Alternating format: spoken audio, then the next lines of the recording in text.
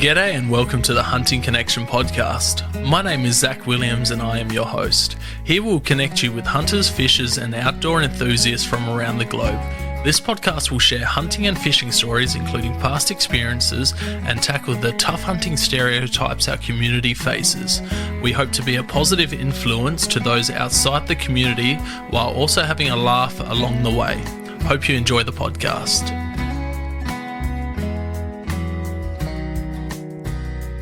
G'day and welcome to another episode of Hunting Connection podcast. On today's episode, I'm pretty excited for this one. I've got Luke from Aquatic Rehab. He's been a person that I've wanted to get on the podcast for quite a bit. So, how you going, Luke? Good, thank you. That's great to hear. Yeah, good man. Good. Keeping busy? That's good. Yeah, since the last week or so, or the last probably 2 weeks, just flat tack. Beautiful. Which is really good. That's good. So, for people that don't know you, where you're from? Auckland. So, Auckland, New Zealand. Born in Auckland and then grew up on the north side. And, spent a bit of time in the Goldie. Beautiful. Done a bit of stuff around Queensland and that, and learned how to bow hunt over there and then came back. Yeah, I reckon I first found out about you when you put that video out, bow hunting in Texas. Yeah, that was sick, man. I just loved it out there. That was a wicked video. Yeah, and just real learning. I was really learning it, but I actually miss it. It's just awesome. When was that? That was about what, 2015, 2016 when you put that video out? Yeah, maybe even a decade. Yeah. Wow. Nuts. Because I was doing Glen Innes and then Texas, and they're actually not too far apart, but pretty far apart in terms of night temperature in winter. Yep. But I learned to bow hunt on the fallow at Glen Innes, where you guys just have silly numbers, but difficult ground. But yeah. What made you get into bow hunting while you were over here? So I was started spearfishing in New Zealand, and I just remember having this whole thing that I thought I could take a deer with a bow. I was like, because quite a few of the guys, there's a pretty hectic spearfishing community, and you sort of get a part of that, and then it sort of dabbles onto the side of hunting. Yeah. And I was like, learn how to shoot snapper and rah, and I really like stalking stuff and wildlife photography and that. I was like, I reckon I could take a deer with a bow. I was like, how hard could it be? Actually thinking to myself, you just stop moving and you just, you don't you can take all the time you need. And then far out, man, I found out the hard way. I think it took me 14 days boots on ground on that block. Yeah, over 3 trips. And the fact that it came together was a real bit of tinus, bit of a fluke too, and then finding the animal, yeah. It was one of the best days of my life, to be honest. That's awesome. How much overlaps from spearfishing to bow hunting? There's a wee bit, eh? I think the biggest thing is spotting. So what a lot of people say to me when they follow me, when guys will come out, sort of guys that have only been spearfishing for a couple of years, and they'll be like, you're swimming really slowly.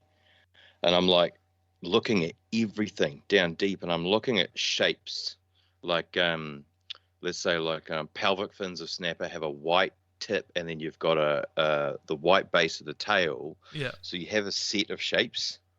And that could be way down in the muck. It could be, and I'm looking at every tiny little thing and trying to identify every tiny little thing.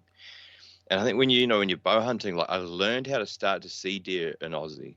You see the fallow, the ears, and when they're bedded 70 yards, behind some stuff or whatever. Yeah, you see them flicker. Yeah, and then you kind of it's just burning that image into your mind. And the only way to do that is the time in the thing. So I sort of made this series on how to do this, and a lot of people like how to spearfish basically, and it's like, I can tell you all this stuff, but you're gonna have to keep coming back, and you're gonna have to go and put the mental work in and the eye work in. The good thing about spearfishing is that we don't have the wind. The animals can't smell us, and they're not actually like prey animals. Like a deer is just absolutely terrified of you. Yeah. But a fish is like, oh, yep, I'm going to go have a look at that. Sweet as. So the majority of fish are actually very, like, it's weird, man, because like you put a tiger next to a sambar, those animals, the deer is not going to tolerate that.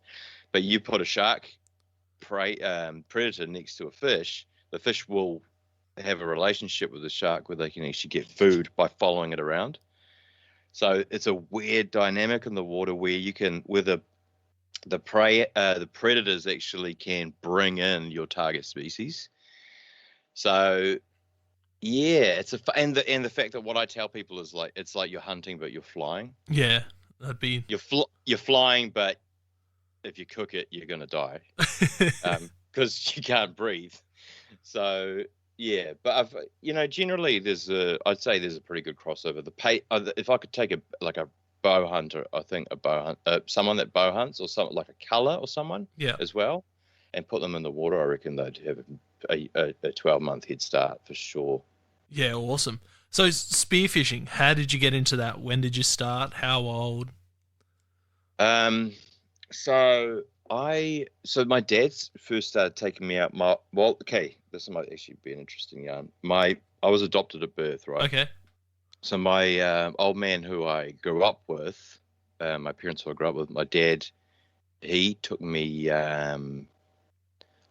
used to just hang out sort of coastal on the North Shore when I was quite young, probably around like 10 or so, and just like cast out like sprat lures and stuff for like the little sprats and jack macks and all that kind of stuff. And then I remember him getting like a real crap old gun from one of his mates in the police, and like I'd just go like snorkeling. Yep. And it was just real, like,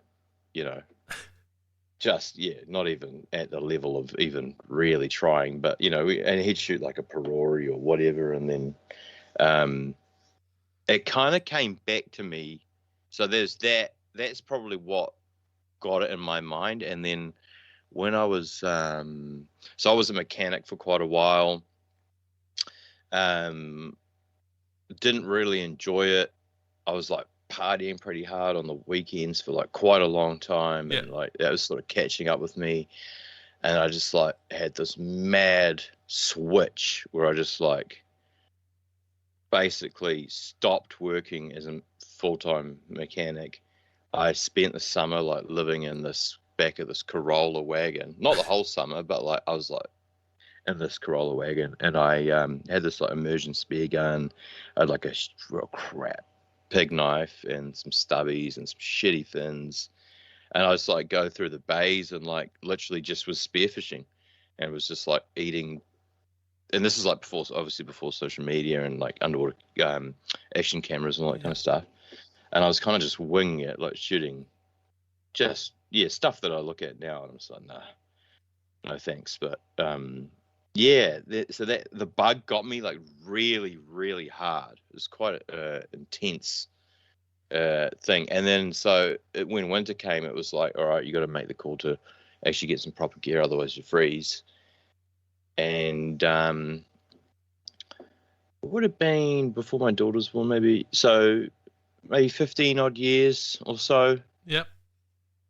Sort of early 20s, and now I'm 37, about to turn 38. So yeah, and then I got there was a spearfishing forum, and then there's this one fella on there, Ollie the German, and he says, right, come out on my boat, and this boat is, I mean, it's a piece of shit, but like, as you see, like a few of the guys that have watched a few of my YouTube videos will know who and what I'm talking about.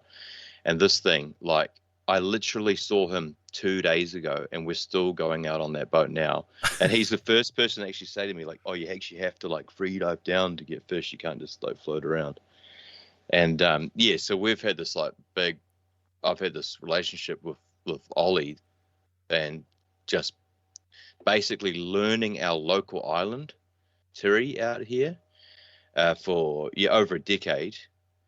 And it's been pretty good because it's given us the chance to work it so effectively that when so my thing's been health permitting, we can always get food, Yeah. and the price of meat and stuff at the moment, I am so glad to be able to fill the freezer again, dude. It's like, Oh, bro. man, I can imagine. And yeah, just the area you're in is just insane. I was showing a guy at work Friday. He'd just done a part of the North Island in an RV mid last year, and we were just talking about it. He said he went out on a charter and that. I'm like, how crazy it is over there. And then I started showing him your video that you posted up of all those kingfish in the school there, and his jaw just dropped. Like, he's like, that's just fucking insane. yeah. And I'll get all them. Like sometimes the messages will be so direct, it'll just be, "Where's this?" ? Yeah. And it's like, how can you not be? Do I have to be polite in answering, "Where's this?" with a school of 300 kingfish? It's like, do you want the exact coordinates? But that's kind of why I made the How to Spear series too, is because I'm like, look, okay, I'll give you here's the bloody, when I think the procs. I mean, everything changes. The same with hunting and that too, But it's like they start here with the current. Well, here's the diagrams. Here's the bloody where you're supposed to try to put yourself, and then how to approach fish and rah. And then that for me wasn't enough. It's like, because once you get over 1,000 people asking, where are you going? Where are you going? Well, I'll take people out, man. And if you don't know how to approach the bloody things, they'll still come up. They want to have a look at you, but they don't like a big pointy thing and a guy just like rushing for them, Yeah, so that's it. That's a big thing. How do you find it? Like, just say you've got a hunting property, and you know what game are going to be around there. You can kind of pick what animals, like individual animals that are going to be there all the time, whether they're living on the property, moving through the property. When you're spearfishing a certain area, reef, whatever you're spearfishing on, do the fish just move around? Like, you just get different fish all the time, or is it pretty consistent? It's pretty consistent, apart from things that are migrating, like kingfish will be migrating in and out with the heat, or possibly migrating just to deeper water. So they're kind of the summer species. Your reef fish, like your boarfish and that, they'll come up onto the sand. They'll normally be like out of spearable depth, but they'll come up through the summer and breed too. And then with the snapper, you'll basically have like, it's like the raw now. So everyone's like, okay, your snapper are just stupid. Yeah. But that would be like me saying, well, your deer property, the deer are stupid when they're bloody barred up chasing hinds around, So it's that 2-week period there where everything sort of loses their mind. So in terms of New Zealand, so the band, like if you could imagine like the top, let's say the top 1/3 of New Zealand. Yeah. How thin that band is, especially if you compare it to a piece of Australian coastline. That's the band I'm kind of working in. And so that band has a very predictable set of species. So you're looking at kingies, kahawai, which is like your salmon. Yep. Same thing. Your snapper, boarfish, John Dory. Those are the guys that are more on the sand and over the weed lines, but not always. And then a set of bait fish, and then you might have some blue water species. And then if you move down through the South Island and you get colder, then you've got more opportunity for abalone to grow a bit faster to reach a legal size before they die. Yep. Crayfish, blue moki, blue cod, teriki. So even our tiny little country in comparison to the, you know, the globe, has this span of species through it, and the South Island, North Island doesn't actually. The crossover is quite different, so you wouldn't, you know, like, and someone in the South Island, you wouldn't go to the South Island if you wanted to hunt snapper. You just absolutely wouldn't. So it's much like the deer on the South Island. You know, you go up to the North Island for sika, and then you go down to the South Island for whitetail and tar and chamois. Yeah. I mean, and that's a strange thing for some people to comprehend. Well, people outside of hunting, they're like, "Oh, it's the ocean."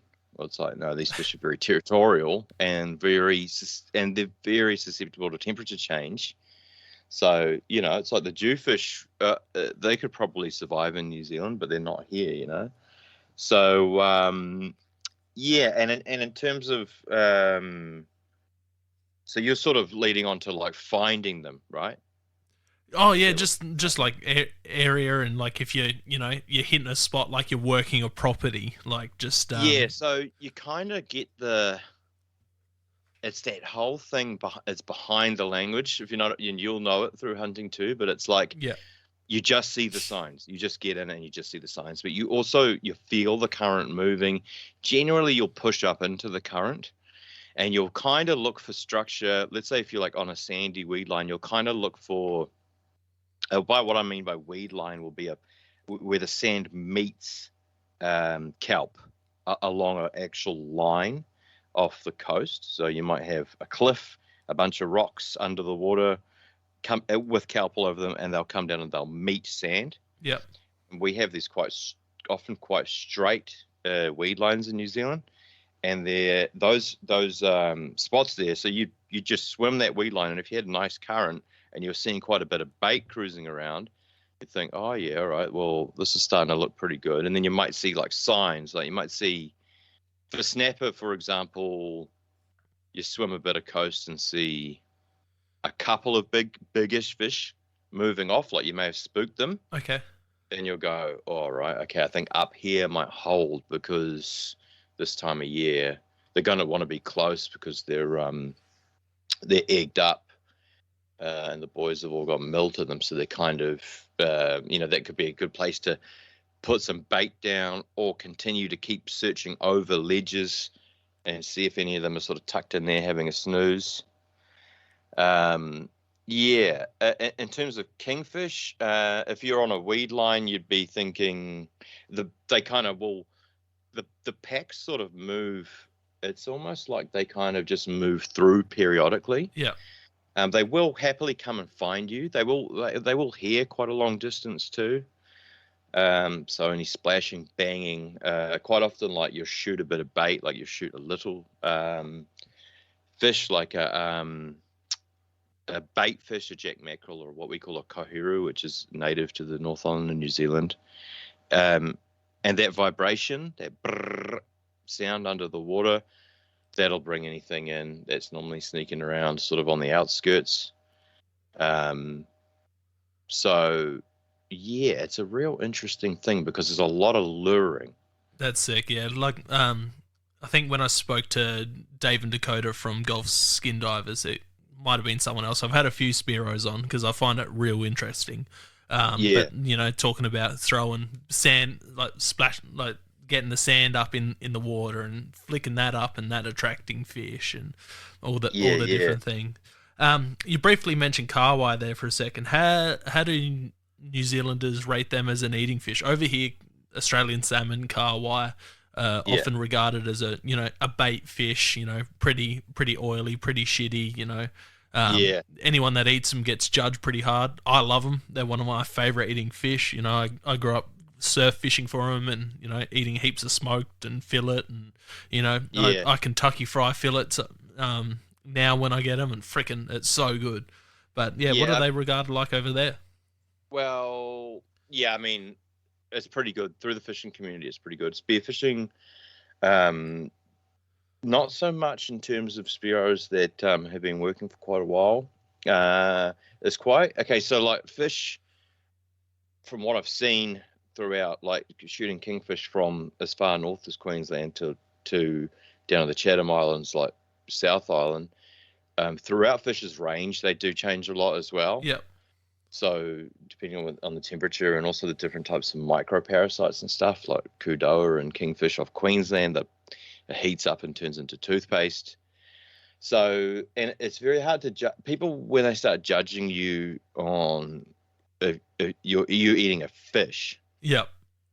It's like I could eat a tomato and I don't really enjoy it. I'm like, look, it just doesn't do it for me. And some people love tomato, and the taste is so it's tomato. You know what I mean? Fish is fish, so there's not as much variation. It's like so I think there's a lot of mental concepts put into taste when it comes to fish. However, if I was going to do a kawai, gut it cold, I'd cut the bloodlines off the fillet. Yep. Like, I'm sure I'd make it like just 5-star amazing because we're cooking so much bloody fish. However, it is so damn good as bait. Because if you shoot them, the vibration that they make is good enough to bring in kingfish in that. And when you're chumming, everyone's dive knives are bloody. I don't know if maybe it's just me. They're like they're so damn blunt that like hacking into a kawai is like really, really nice. So what we do a reasonable amount of chumming, kind of similar to what you do on the islands. Yep. So we're not relying on commercial fisheries going out and buying bait, but it is nice to, and then anything you don't kill got to feed on it. So there's kind of this thing like, right, if it's not an endangered species, it's all right. But in terms of answering your question, like, I think it's fine. Heaps of people eat it. Heaps of people love it here. But you do get the same thing. You do get the odd people that are like, you'd eat a bloody kawai. You know what I mean? What's your top rated fish for eating when you're out spearing? I like the I've been really getting like boarfish is really nice. Okay. Do you get the odd rough one? A really, really forgiving fish. Snapper around like 10 pound, like a sort of almost a 5 kilo one. If you like let it set like for a couple of days and then fill it like proper salt ice, and then you just like sear it, it just falls apart. I've just actually had some tonight and put it on stories. Oh, beautiful. That's just amazing. Or the John Dory with the skin on. Have you seen John Dory? Yeah, yep. I've like I said, I've watched a few of your videos and followed you for years. And you said, I'm pretty sure they get them over here too. So insane. Yeah. So they don't have a central bone line. So they're real good. But what I think is like my taste is like always sort of revolving too. Yeah. So I'm like, it's kind of like, oh, what am I sort of craving at the moment? Like, it could be a bloody, raw bit of a kingy that like it's like a 1 inch, and you just literally it's fresh as, and you just sear it, and it's mostly raw, a bit of sauce or whatever. So fuck, that sounds good. Yeah, I mean those sort of that's kind of what I'm aiming for if I'm going out. Like, I kind of I'll try to get the delicacies, and if it doesn't work, I'll try to whack over a kingfish and then keep it really well. Yep. I have a thing with kingfish where I don't enjoy the fish weeps and if it's in the fridge overnight, if it's and there's like a pelagic like a predatory pelagic kind of twang that you can get on it, which is not everyone can taste it. It's like it's a bit harsh. Okay. And I actually have a little reaction to it. Like if I smell it, or I kind of like get a little like little asthma type thing. And I almost wonder if that's something that's like a post-sig or something's happened there where my body's like a little bit of histamine. So I have a thing there with kingies. I have to really keep it really nice. Could it be something to do with like the heavy metals from them eating bait fish type? I don't know. I don't think it is. I think it's I think it's because it's like off the smells and that too. But maybe, you never know. But there's like a little thing there, so I have to really make sure I just like. But I've been eating quite a lot of it lately, and I've been pretty good. But there's a thing because I sort of had a couple of us. we went on a trip out past Great Barrier Reef, and we were out of some of the like real gnarly volcanic structure way off Port Douglas, and then two of us were kind of ciguatera symptomatic, and then there's a few. So that kind of led to a bit of a rocky road. But as I was sort of saying to you, I did get bitten by a paralysis tick around the same time. So for people don't know, what's ciguatera? Is that what you? Ciguatera. So ciguatera is like a tropical. It's a toxin. So it's not a bacteria. It's not a virus or anything like that. It's actual toxin. It comes on. I think it's like little algae, like dinoflagellate species on coral, and then so they'll get scooped up by the fish that are going to feed on that. Like I think those would be vegan fish or whatever, vegetarians, and then you'll have gnarly predators come in and smoke them and essentially build up. The more of them they're eating, it's going up the food chain, and it's accumulative. So there's a toxin accumulating within the flesh and especially the organs and things like that. Okay. And then so once you eat a fish like that, you've got you can experience heat reversal, pins and needles, fatigue, digestive problems thinking. You can, if it's really, really bad, you can it can kill you basically. Yeah. Wow. I'm not actually too sure on the mechanisms. If it's you can have heart attacks and all sorts. I don't, but it's something that we were kind of lightly. Well, yeah, I don't know if you call it light. What they try to do is if you get these species, you want your dinner and the 8 other people on the boat to be equal portioning off different fish. You don't want to have all your dinner from one fish. Yep. So you want to try to spread the load out. Now, apparently anything over 5 kilo can accumulate a lot more toxin than smaller fish. It's something that just absolutely does my head in, because you hear sometimes the Spanish mackerel run down through the Goldie brings sig down, sometimes it doesn't. It's like, what and where are the rules? How do you know? Everything we shoot eats each other. Yeah. So there's always that risk, and then there's always a risk of being sensitive to these kind of things, and then some people can probably just hack it and not actually get symptomatic. So it's pretty much sounds like trigonosis in fish, almost like getting the trigonella bug, that you get from pork and mountain lion, bear in the States. Trig would be a bacteria, wouldn't it? I think trig's a parasite. But very similar. Yeah, but the thing with sig, right, is that, so I was just looking on the thing, and it's like you can actually sexually transmit it. Oh wow! So yeah, if you're symptomatic, it's like you got to wear protection for 6 months. No caffeine, no alcohol. You got to try to bloody limit your protein intake, because it can re-flare you and stuff like that. And this is what pushes me back to ciguatera, is because I've been eating a lot of fish recently, and then I've been having these bloody pins and needling type kind of things going on. And then I'm like, is there something there? Can it last that long? Am I re-flaring with that? Yeah. Or what the hell's happening? But I'm just sort of monitoring it. At the end of the day, I've got to weigh up, because it's like, it is really healthy and good for you on the flip side. You know what I mean? So yeah, but as I was saying, around the same time as symptomatic ciguatera, I was lucky enough to be bitten, on my what we call the gooch, by a fucking paralysis tick, dude. Brutal. And the real high grass, and I was like, because normally when you get bitten by a tick, you'd go, oh, there's a tick, I'm going to get it out properly. But I didn't. And my mate's dog had just been knocked completely peeled by one. It was almost dead. within probably a K. So yeah, it was that kind of area, that that rainforesty kind of area. And it's And your gooch isn't somewhere you really want to be digging I was out. just like scratched. I just scratched it, and it was a fucking like a tick, man. And I was like, oh, I got to get the head out. I kind of like I screwed that up, and then I didn't really know about Lyme, man. I didn't know about the looking out for like a circle rash or anything. I had a headache for 30 days.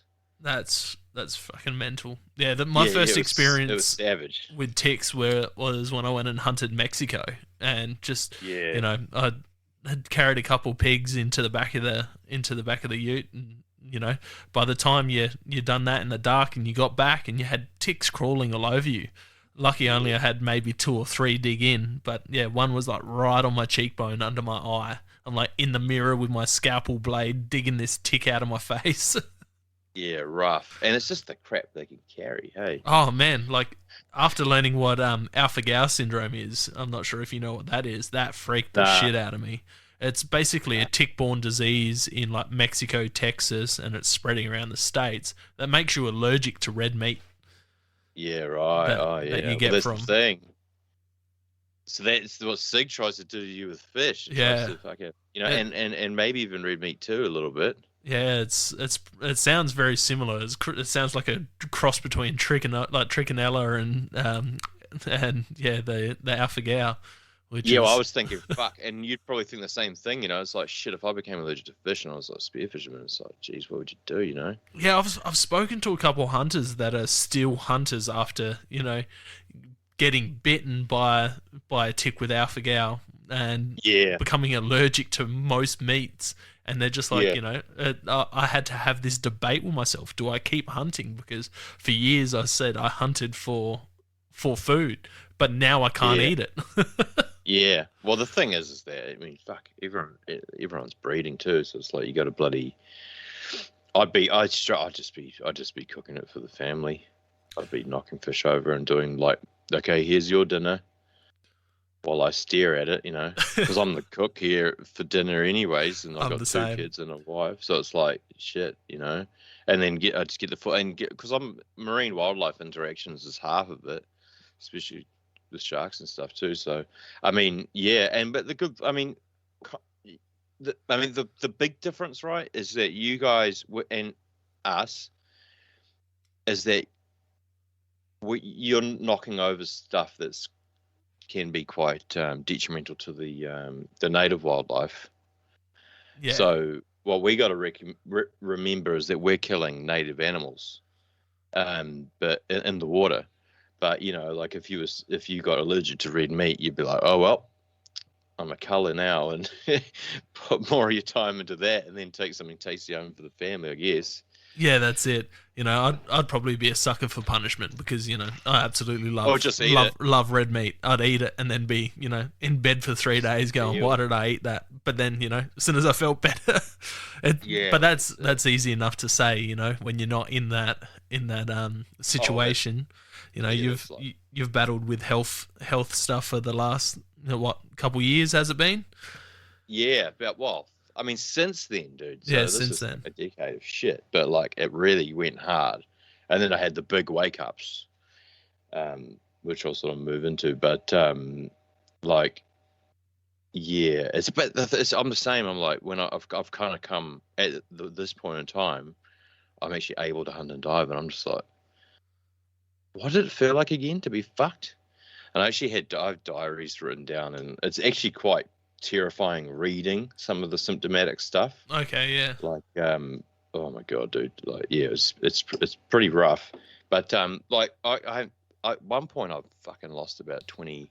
Shit. I went down from about 95 kilo to probably like 70, 72. Yeah, shit. And then my esophagus wasn't working, which was kind of horrible. And I think then there's a whole mental load that you put on it too. Like you basically think you're dying, and then there's like this massive amount of stress. And I was going through tests for fucking cancer and all sorts of shit, which they were like, God, I like pee in a thing for 24 hours, and then they take my blood, and then they ring me up and go, oh, we didn't put your blood on ice. Can we take it again? And I'm fuck. can you please not do that? Because I think I'm going to die. And then I'd go back in, and then they take my blood again. And then I'd bring the pee jug in that I did in 24 hours. And they go, oh, did you fast? You didn't tell me to fast. Oh, I'll do that again. And I'm like, isn't time of the essence here? You know, it's like looking back on it, it's a fucking bit of a comedy. And they're like, that's oh, brutal. by the way, we need to take your blood again because we didn't put it on ice. And I'm like, oh my God, is this my journey into fucking beginning to die? Like, you guys are just, you can't even get the basics of diagnosis right. But yeah, I'm digressing, but that's kind of where I was at that point. And then, yeah, fucking, it's, so I might as well go into the dangerous bit of it, which is like, it's been a rocky road of what they call chronic fatigue syndrome since, like being, whatever the hell happened. It kind of feels like around that time was kind of when shit started. I've always been like, I was always reacted badly to the tetanus shots when I was young, and I was kind of one of those people that did have that tendency to flare up a bit with things. Yeah. And then I bloody, just came back here, dived fucking hard, drinking, man, like, you know, insomnia too, not sleeping, just pushed through, I was selling real estate. They're like, here you go, just take the pain meds for the pain and just live that unhealthy lifestyle and just send it and go out, and still not bad insomnia and just pushing it. And then I was like, this isn't really the life for me in real estate. I was actually doing a bit of work for Paul Michaels he does the deer dog stuff. Okay, yeah. And then, still diving pretty hard, filming quite a lot, feeling really terrible, like feeling like utter crap pretty much all of the time, and just fatigued. And the diagnosis is like, so when people say, I don't know if you've heard fibromyalgia. Yep. Apparently that's the symptom set. That's actually not the disease. That's just like the whole set of symptoms. So if you look at that giant list, that was me to a T. And then, but the thing with the water is you kind of, when you get in the ocean, you kind of get this, your brain has to go, all right, this is a spot where I'm not going to kind of worry about the current issues. Like, you know, if you break your ankle and a fucking tiger jumps in the window, you're still going to run it out of there. And, you know, it's the same kind of thing, but it's the long game of it. It's like the survival, fight or flight type thing. Yeah, you know, I think that happens in the water, man, because you get out, you get on the boat, and the waves of fatigue hit you with free diving, because there's a lot of acidity buffering. There's a lot of, it's very hard on the body. So, long story short, pushing, started doing charters, right, and we're doing the oldies, and I had these two blokes above me, and I was just terribly exhausted by this point, and I dived down to about 8 odd meters, and I was like watching a kingy. This is all pre-COVID, I think.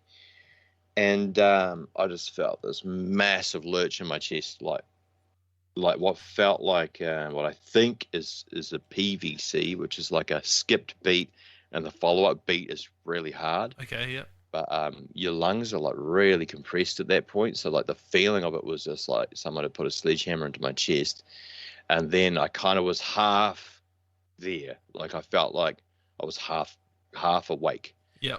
I was coming to the surface. I was kind of losing feeling in both of my arms. Got to the surface. I said to the guys, I can't actually remember what I said, but I was just fighting to stay awake. And until the boat came over. And then I got on the boat, and I was just trying to feel my veins amongst, you know, the chaos of the engine and the boys. And we'd actually just had a marlin swim right up to a brand new diver. So there's all that going on too. Yeah, wow. And I was like, fuck, if I'd sunk there, like the water drops off really deep off the side of that reef, man, I would have been dead. And also if there was no divers above me, you know, so clearly getting close to that sort of hypoxic business, like a blackout type of thing. And I canned it. It just scared the shit out of me. Yeah. Having kids in that too. And I was like, I just remember for about a quarter of an hour, I was sort of touch and go, like, is my heart in an arrhythmia? Like, am I just having a fucking panic attack and I've fully hit the wall, fatigued? Yeah. So I got out of the. I spent 8 months out of the water. This was coming into May, so or something like that, April, May. And it was quite a good gig too. Being able to sort of take guys out and charter them on it with a proper skipper and all the rest of it. But I was like, shit, I got to get my shit sorted. Did this dive coming into summer, 8 months later, felt really fatigued as well. Went down, I shot a few fish, shot a few bloody good fish actually. Shot a nice big snapper and boom, the same thing happened again. And I was like, that was the follow-up dive with this huge gap. Yeah, wow. And a shark charged at my buddy who was supposed to be watching me. So he was actually out of view. And I was trying to land a fish this time. And I was a bit more hardy about it. And I kind of like coughed it out on the surface. And then I actually kept diving, but not as deep. And yeah, that kind of was the fact that it happened once and then happened again. And then I just thought, what is the outlook here? Like, is this going to happen every single time I dive? Is there something wrong with my heart? Like, what the fuck is going on? Yeah, that shallow water blackout shit. Like, just this hearing stories. Meat Eater did that series, horrible. Like Close Calls. And there's quite a few stories of, shallow water blackouts on there, and it fucking sounds so scary. Yeah, and I've known like quite a few people in the scene that have dived, that have died. Yeah.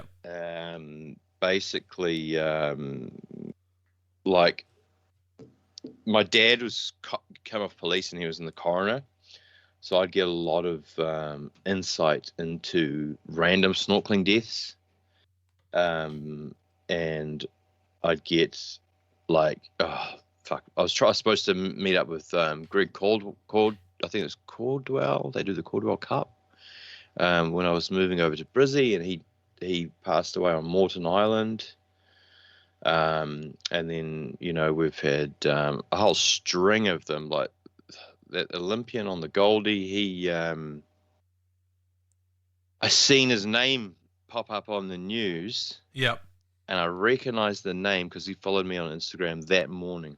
Yeah, wow. Yeah, my wife was listening to a podcast with his wife. She just brought out a book. And fuck, man, she's like, you have to listen to it. And I listened to it, and man, that was a rough one. Yeah, so that's brutal. And I was like, shit. And that kind of got me thinking, like, bloody hell. And then we had Arctic Freediver. He was never found. The spot on the barrier, that great little barrier we were just diving. I was out there with Darren Shields, his best mate, where I filmed that big school of kingfish a couple of days ago. Okay, yep. His best mate, they had to retrieve his body there next to a cray pot. And then when we had a girl up the road here who also died there about 2 years ago. So there's quite a lot. And then we've just had a couple on the coast, like 5 just snorkeling ones. So I can't confirm that they're blackouts, but so that got me thinking, like, there must be more to this. I started to feel better. So I basically cut out the drinking. Yep. Like, I'm not fucking drinking any alcohol. Because I'll start there. That's a trap for someone with a nasty pain disorder. Pain is the problem, is that you can get a few hour break from it. And it's just so tempting to get that break. And I was like, fuck, I cut that out. I got the NAC, that stuff that's like hard out antioxidant. And just like was using that, and I was kind of starting to come out of this like fatigue business, right? And I was playing soccer with the young ones. This is a hard case. Like with the 6-year-olds, helping them out with their soccer games. Yeah. With my son. And I ran into a fucking 100-kilo goalpost, side on, like full speed, dude, and bashed my head on the side post so damn hard that I should have gone to hospital. Oh, shit. Had a fucking 10-day bloody... Like, I couldn't video edit. I couldn't really look at the screens. Just concussion. Kind of came right. Proper concussion, yeah. Ended up in A&E 10 days later. The symptoms just came back so strong, light strobing and all this kind of business. Yeah, fuck. Gone through the concussion clinic and fucking 2 weeks later, like start to come what I feel like is the best I've been since I was diving in shit. I don't know, maybe 2015, 2016. So I was sort of joking with everyone that maybe I just needed was a smash in the head. But yeah, that's the thing. So right, I started to feel better, and then I'm like, okay, now I've got to contend with this heart thing. And I got a phone call from, do you know Dave Mullins? No, the name rings a bell, but I don't know him, no. He's like super deep freediver, crazy, like really, really good freediver. And I don't spend much time in the freediving scene. I don't like, you know, he's sort of one of those guys that is just really, really into it. So I don't know too much about the whole freediving scene and who's broken what records and rah. All I know is this guy is insane. He'll spearfish to 50 meters. Apparently they took his blood out at 50 meters or something on a breath to like analyze it and all that. And he knows his shit. And he rings me and he's like, to be honest, and a lot of people started to get at me when I started to talk about it, and they're like, oh yeah, I've suffered this and I've actually had something similar to that and rah. And he rings me and he says, he puts me onto this like kind of interval training program. And he's like, what you don't understand is the amount of blood pressure. He's like, your blood pressure is good as gold on land, whatever, that doesn't matter. He's like, the amount of blood pressure that you need to free dive, like the blood pressure changes that are actually happening. So he put me on this thing where I'm basically I did a bit of, you know, light cardio and that real light stuff just to get the heart up to scratch. And then what you do is you sort of simulate a free dive by essentially running like a madman up a hill for 1:30 and then having a 3-minute break, which is kind of like your surface interval. Yeah. And then doing it again, because what we think is that we're all relaxed on the surface and we do this nice relaxed dive, but what your heart's doing is a complete bloody marathon. Yeah, I'll bet. So, you know, for me, after I thought, man, like you would have asked me in winter, I would have thought, oh, shit, I hope I can spearfish again. Like, am I completely out of the game here? To bloody, I don't even know how many fish I've shot in the last week. Like, I've shot like a big snapper in the face again on film and lying down on the bottom at depth and diving like proper depths that I was diving when I was younger. So, you know, like extremely stoked about that. But yeah, his knowledge around blackout, around heart rate, and around blood pressure was really, really key to me. It's good. Because he actually started speaking about, because a lot of people think that they know their limits in freediving, man, and that's actually a real big problem that we've got in spearfishing, is that people are like, oh, I know my limits. Well, fuck, if you told me that I would have nearly blacked out watching a kingy at bloody 8 meters, I would have never believed you. You know what I mean? So is it more of an overconfidence? It's just a straight up, it's never happened to me before, Yeah. so I apparently know my limits. So Dave sort of started chatting to me about, you know, you can have perfect blood saturation of oxygen. You can still have a lot of O2 and not have an urge to breathe, not have a lot of lactate. You can still feel fine. And if your blood pressure doesn't make the shifts fast enough, you simply won't get the blood to your brain, and you can still black out that way. Okay. Which was actually a whole new thing to me after years and years of being in the game. So because I've always tried to have this safety focus around what we tell new divers, what we put on the internet, so that if I was brand new right now and I typed in spearfishing on YouTube, what would I see? Because a lot of people think, oh yeah, okay, like you need to be in the game for a few years to be in the danger zone of blackout. But after seeing some freediving courses and classes, there's actually some people that will black out and samba very, very easily on their first goes, just learning. And I've seen this in a few people, man. I've seen a few people go into like hypoxic fits, holding their breath at freediving courses, and they've got hardly any experience at all. And those, you can imagine that kind of person going, "Oh yeah, cool, I can go out by myself and bloody, just go down and hold my breath and go down," and then they have a fit at 7 meters or whatever, especially like a naturally good freediver.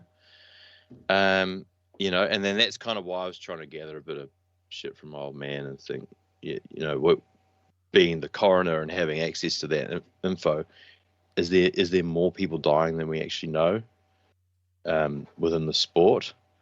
So, yeah, my journey's been basically a fucking real wild ride. Yeah, man, it definitely sounds like it. Yeah, so I kind of, I'm trying to pump a lot of info in as I do this, kind of navigate through this a little bit. But yeah, so I sort of got to a point where I needed to test myself with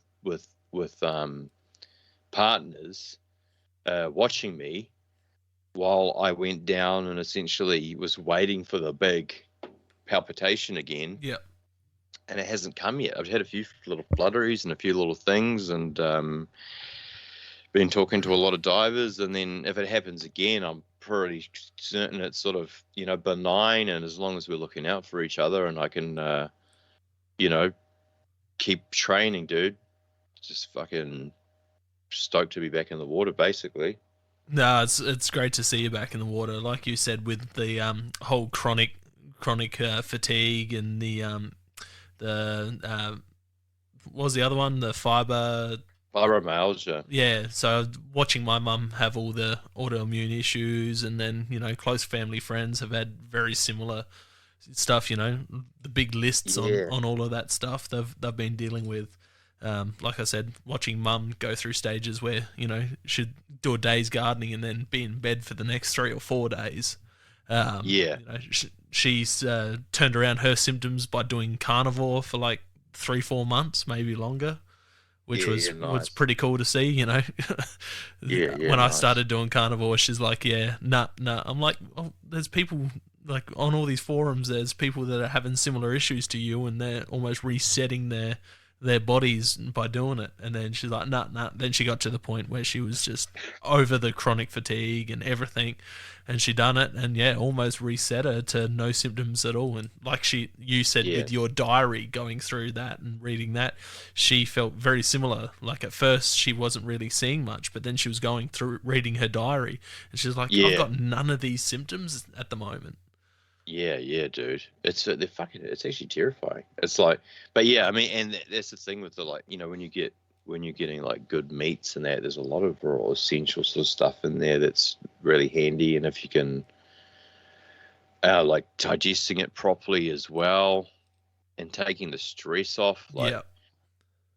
Because you got like, I went through the hospital and have like a really cool sort of multifaceted approach. You've got like, you've got the actual specialist, and then you'll have the neuroscientist who's like, dude, you got to also make sure you're not like honing in and focusing on all of this shit too much, and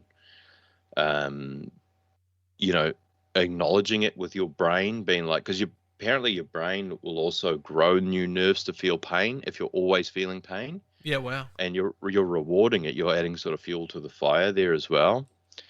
And it's like, I've been watching a bit of like the only non-blood sport that I watch for some reason is cricket. I don't know why, And I just like, there's just something about it. Like, I never thought I'd be into it in the last couple of years. But then I watched the guys, like, fucking one dude got like smoked on the outside of the hip by the ball on the way past, and they're like, and you could tell it was just agony. And he's like, he can't even run anymore. He has to hit 4s and 6s. That's him. And he's like, basically like, just a just a little graze, And like, you knew that straight after he's going to hospital. Yeah. And I was like, they've got it, man. Like, they've got that thing where it's like, you just don't let the brain get involved, because the brain will be like, we've got to protect it. We've got to protect that spot. And I was a bit of a sucker for that too. It was like, fucking, where you're just in that realm of hell. You know, you just like, are you going to focus on it and sort of just, you know, add fuel to the fire or not? So there's a big mental barrier there too. And for anyone listening that's in that sort of zone, you know, because I'm sure some people will listen, because I've had a lot of people reach out. There is that whole mental side too. It's definitely, I'm not saying it's a you know, major or a causation component or anything like that, but you can definitely make things worse. Oh, that's it. Mental health, like headspaces and stuff like that. Depression would not help those types of, like, those types of symptoms would cause depression in some people, and then once you get into that headspace, it might only you know, make things worse. And actual neuroplasticity, like people think, oh, neuroplasticity, like, yeah, my brain can make new connections, and it's like, yeah, it can, and it can actually make really bad ones too. Like, so it's I had to go through the hospital and did quite a bit of learning on all of that stuff too. It was actually bloody interesting from a I won't go into this for too long, but the neuroscientists, one of them went to a toga party back in the day, felt a scratch on his ankle, woke up in hospital. 3 days later, it was a brown snake. Oh, wow. And now every time something touches that ankle, he's in so much agony he can't even walk. So that's the neuroplasticity of pain. You know, if the brain thinks there's danger there. So that's insane. Yeah, it's crazy.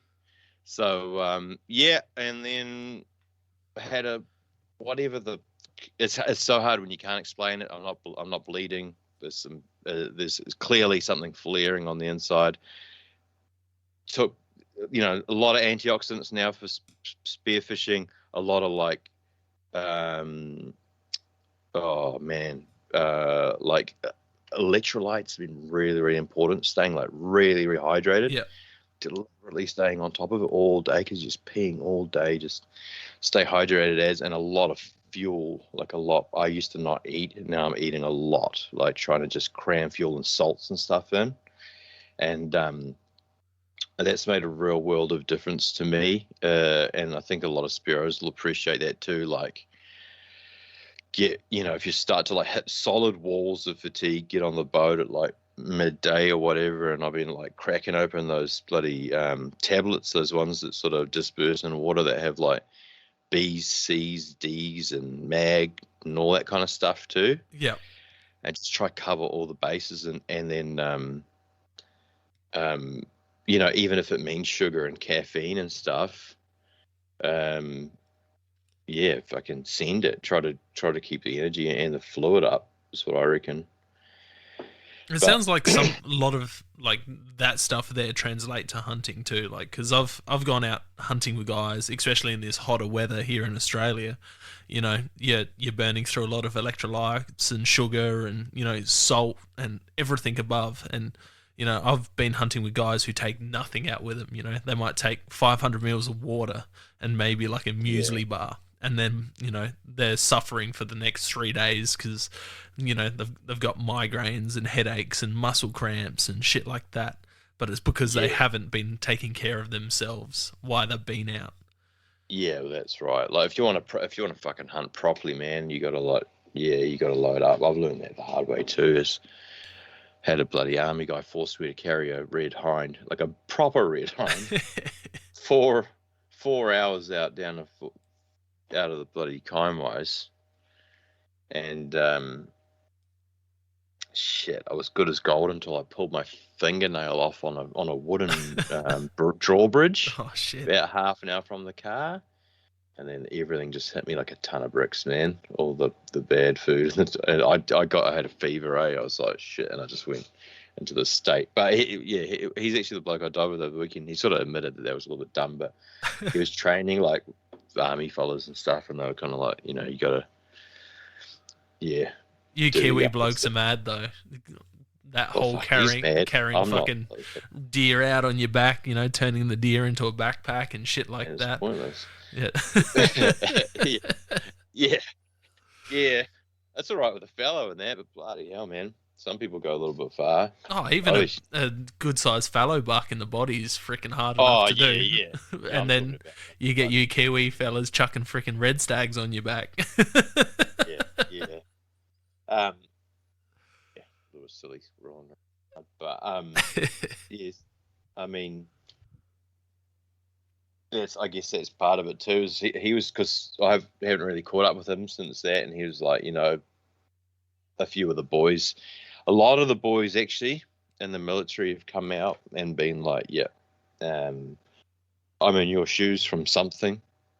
So I appreciate the fact that you come out with it. But I mean, the specialists for all this kind of stuff is quite new tech, and you'd need to be in a German hospital. Yeah. I think it's like New Zealand, mate, will deal with broken bones, fucking heart attacks and stuff like that. Skiing accidents. Yeah, if you're on the outskirts, man, if you're bloody... But the thing for me is that the case that I built to anyone that didn't believe me is like, go and look at my YouTube channel. Like, what do you think that I'd like to do? Like, I'm not fucking, Yeah, that's it, man. It's a hard one. Like you said, if you're not bleeding, it's hard for other people to see. Like they're thinking, just get on with it. You're not broken, you're not bleeding. Just do it. But seeing people who are really active get taken down and bedridden from these types of things is crazy. And like you said with the army stuff, there's heaps of shit. You listen to Evan Hafer from Black Rifle Coffee talking about all these people that are getting all these cancers from the burn pits over in Iraq and Afghanistan and shit like that. Yeah, man. Yeah, one of the boys, I won't drop his name, but one of the military boys I just dived with, he just said, I need to talk to you about this CFS ME thing, because they put him into a room with another fella and they fell asleep, and the only thing that woke them up was the carbon monoxide meter rattling away. Mental. And that had knocked them out. And then since then, sort of been confirmed as having a brain injury from it. And then it's always the same fucking symptoms. It's always the same shit. So what else can we feel if we feel like shit? It's always going to be your mental health gets fucked, your guts go fucked, and you're hurt and you're fatigued. Like, if you want to boil it all down. So if you want to Google those symptoms, you'll get every bloody disease under the sun, if that's what you're suffering from. So and then people post dengue and bloody, a lot of the shit comes from up in the heat, man. Yeah. But it's it'll be interesting actually after this too, if there's any more people that have sort of been in the spearing scene that have encountered this kind of thing. The water's a bit of a funny one. There's a few real nasty things lurking around that might still be not that well known. With hunting and that, it seems to be like, okay, stay the hell away from that. Or you go to Africa and there's a kind of tick that if you get it, man, you're gonna die. Or so just don't. But yeah. Yeah, what do they say? Like, only 10% of the ocean's been documented and discovered and shit.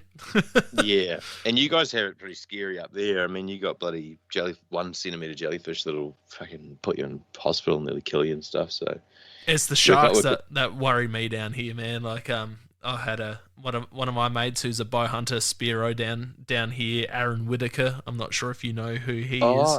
Yeah, it's a real familiar name. Yeah, he'd done a bunch of spearing comps and, went over to some of the tropical areas, spearfishing and shit. But he actually told a story on the podcast about one of his best mates being taken by a white, less than 20 meters from him when they were scouting a spearfishing comp. And that was a few years back, hey? Yeah, it was 10 or so years ago. But and there was another couple of fellas with them. I recognised that one. Yeah.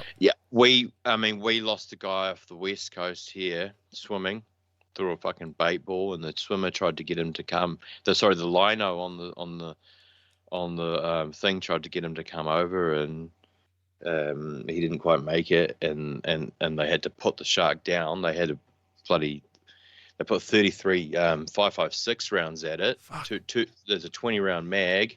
This is all. It's all been filmed on the Eagle and the Westpac helicopter. And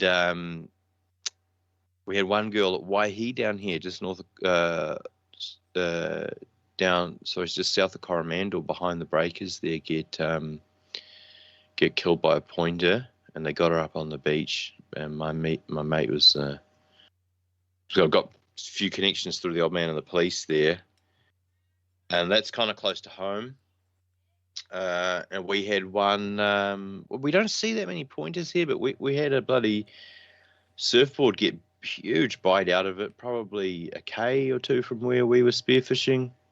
Yeah, that's one crazy. day. But mainly it's just the bronzies. It's just bloody everywhere. Yeah. And then the seals, man. The seals have been fucking people up. Like, Yeah, wow. we had one guy, just had this. I just shared it on stories the other day. He got his arm just absolutely smoked, and he's been in for surgeries from this big angry bull, like first seal. Jesus. And I got a message from one of the bros who dives my favorite spot all the time, saying that he's like, he got attacked by a seal there. This is where I was filming some too, and she was real angry, the mum. Like, there was a pup that was just like, so the pups will dance all around you, and the mums will go crazy.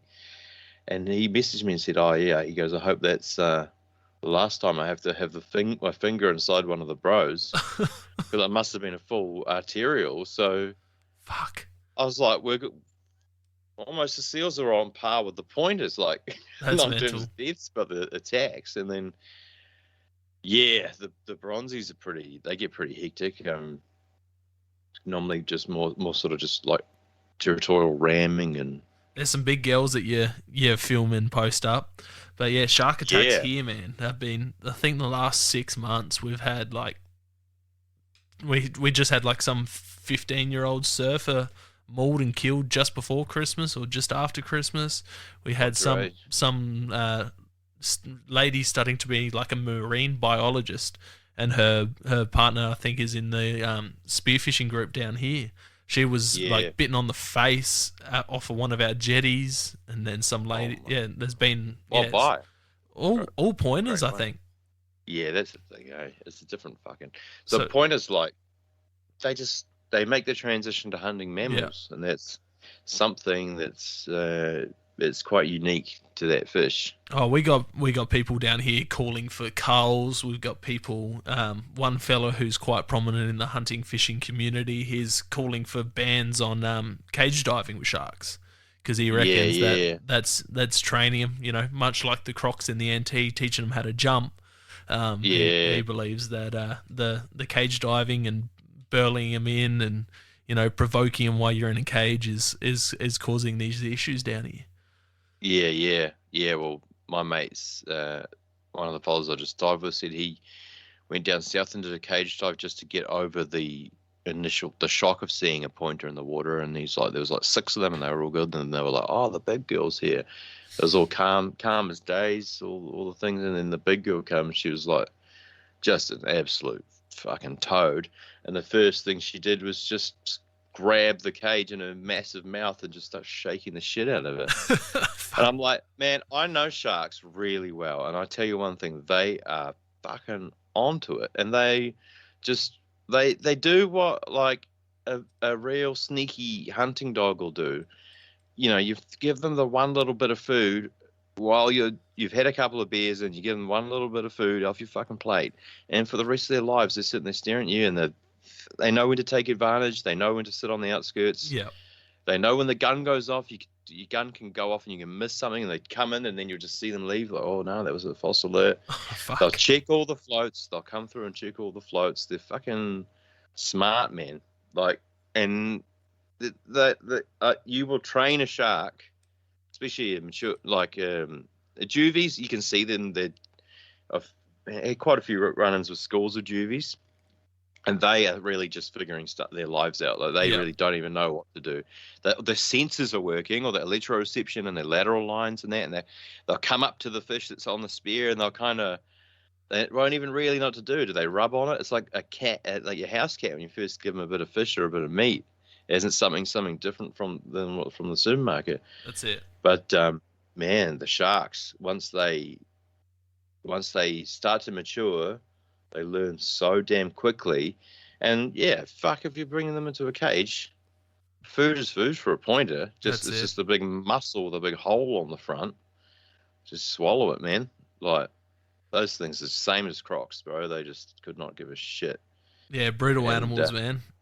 Yeah, people think like, oh, like if you're gonna build a relationship with a shark, like a big fucking white pointer or whatever for your social media influencing, whatever, it's a completely one-sided relationship. And I agree, they're gorgeous animals. Like I really love swimming with them, and I love the interactions, you know, because you do find a bit of mutual respect, especially with like reef sharks and that too. It's like we're a big animal too, with a big set of fins on to them, you know. We don't like a reef shark, like your normal, like our bronzies and all that kind of stuff. They don't really, you know, the amino acids in human blood don't really fit into the connectors in their noses. They're kind of, it's not really the same as these other ones that'll take advantage of a mammal. You kind of make a midway switch when you start hitting bull sharks, because a bull's just like straight up. Like there's a lot of aggression in a bull shark. It's like, well, I'm just gonna fucking take advantage and either smash into that, or if it's really dark, dirty water, I'm just gonna have a crack anyway, kind of thing. Do you get many bull sharks that way? No, we get none. None. Yeah, I thought it'd be a bit too cold. We get none down here, as far as I'm aware. You know, you might get the odd one, but bronzies are very closely related, and you'll see it in the big fat ones. Yeah, they're almost there, but they're just not on the same level. And the more heat, the more action, the more active. But you kind of, yeah, like when our heat peaks, that's when everything's a bit nuts. But off the sides of the heat, they're as a big animal requires a lot of energy, so it's like they just do that slow cruising, everything's chill, and when they commit to feeding, that's when the switch has to change, because when they commit, they kind of burning a lot of fuel, so it's like, all right, let's go, especially if you're shooting some big fish around them.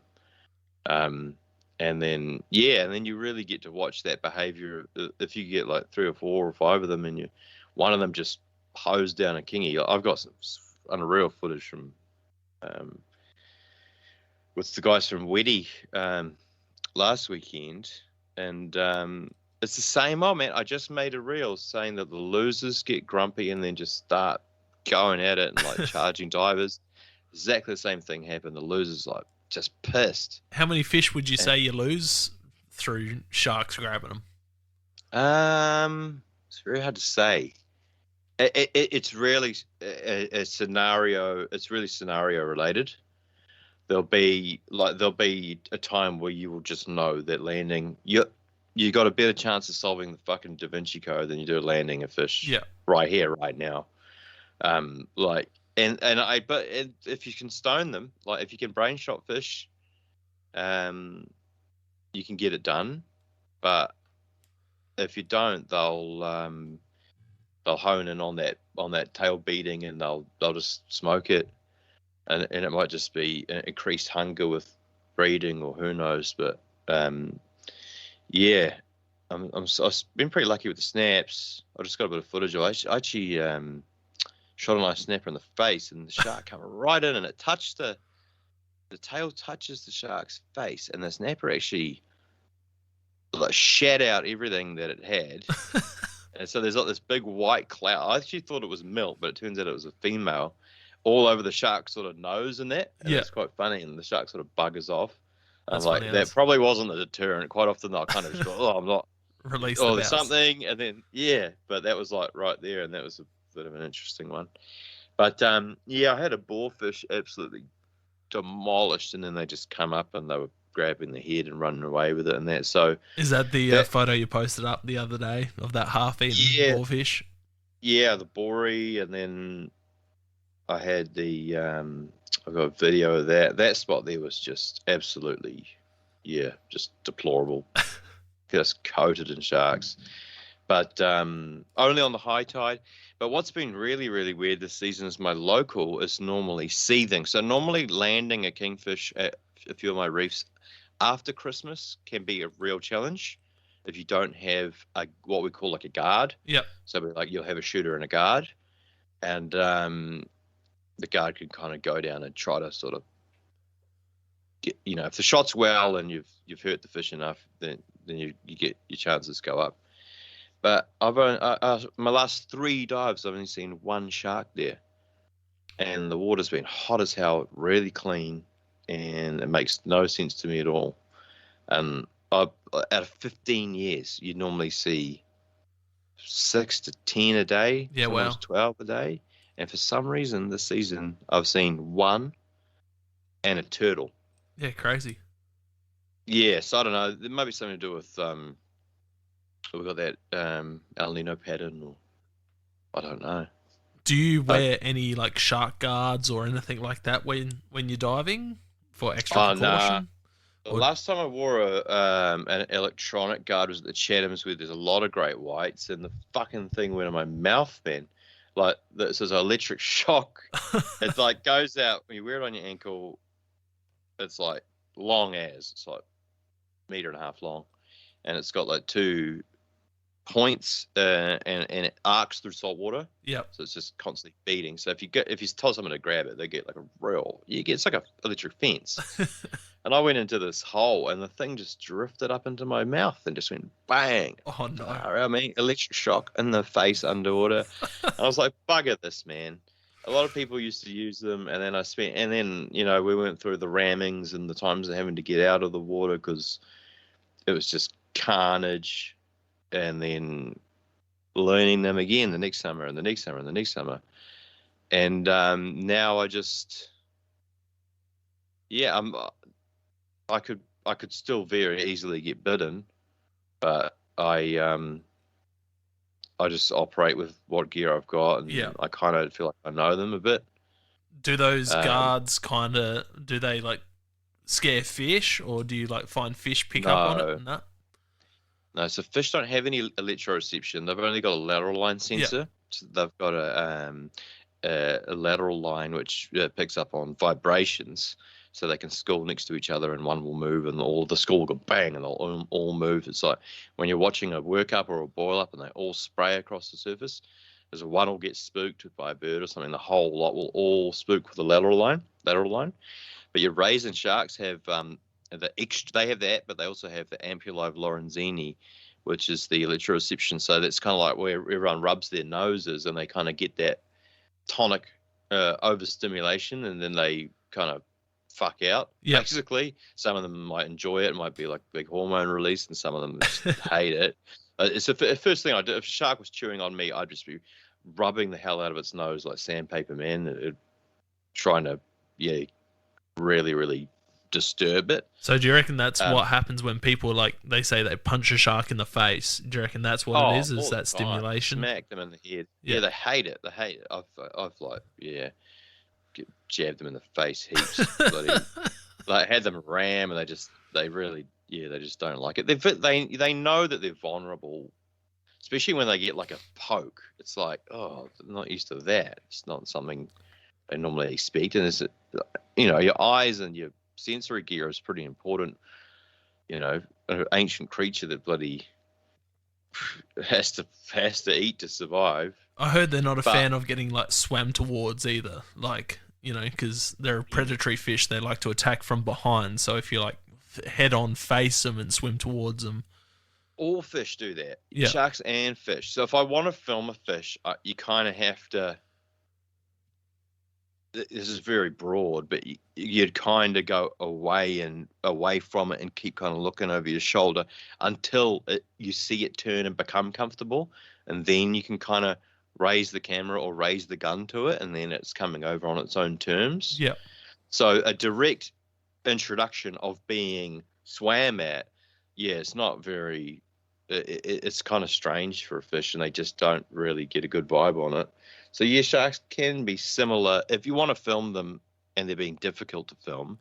But in the height of the season in summer, if you've got a little bit of blood in the water, yeah, they won't turn around. You'll both be swimming straight at each other until a connection is made, like put the spear in them or whatever. Or sometimes they're quick enough to get out. But yeah, in saying that, when it comes to your shark guards and all your things on that, I'm not swimming in places where it's typically high numbers of white pointers. So our diving is very, it's very customized to what we're hunting around here. Yeah. And then maybe, we've got access to our, us and you guys have access to all the Pacific Islands there. So we kind of have to deal with all those guys, which are not so much mammal eaters, but you do get some nasty stuff up there. Like your greys and silver tips can get a bit hectic, and oceanic white tips on the fads, and tigers, bloody big tiger can be pretty intimidating. I bet. And bulls. First time I seen a tiger, it was traveling at like 15 knots chasing after a fish. So I was like, shit, that's not the calm, nice shark that I've been seeing on all the posts online. But yeah, like the only way to get over the fear of them is to learn the behavior in person. Yeah, that's it. Right? That's the same with any animal, really. Yeah, and I think because then you know that next move rather than being told it. Yeah. It's like, oh, okay, you're right. Yeah, it's the same. Yeah, it's the same with everything. But I think what would help a lot is being with someone that has experience, so you can look over at the flight attendant when in the turbulence and she's smiling, then you're like, okay, we're not all going to die. That's what I'm trying to do with my missus. I've been trying to get her in the water, and so I can't get away from fucking sharks, man. They're everywhere. So if I'm like diving down and happy, and the shark swims past and I don't even bother looking back at it, it's that's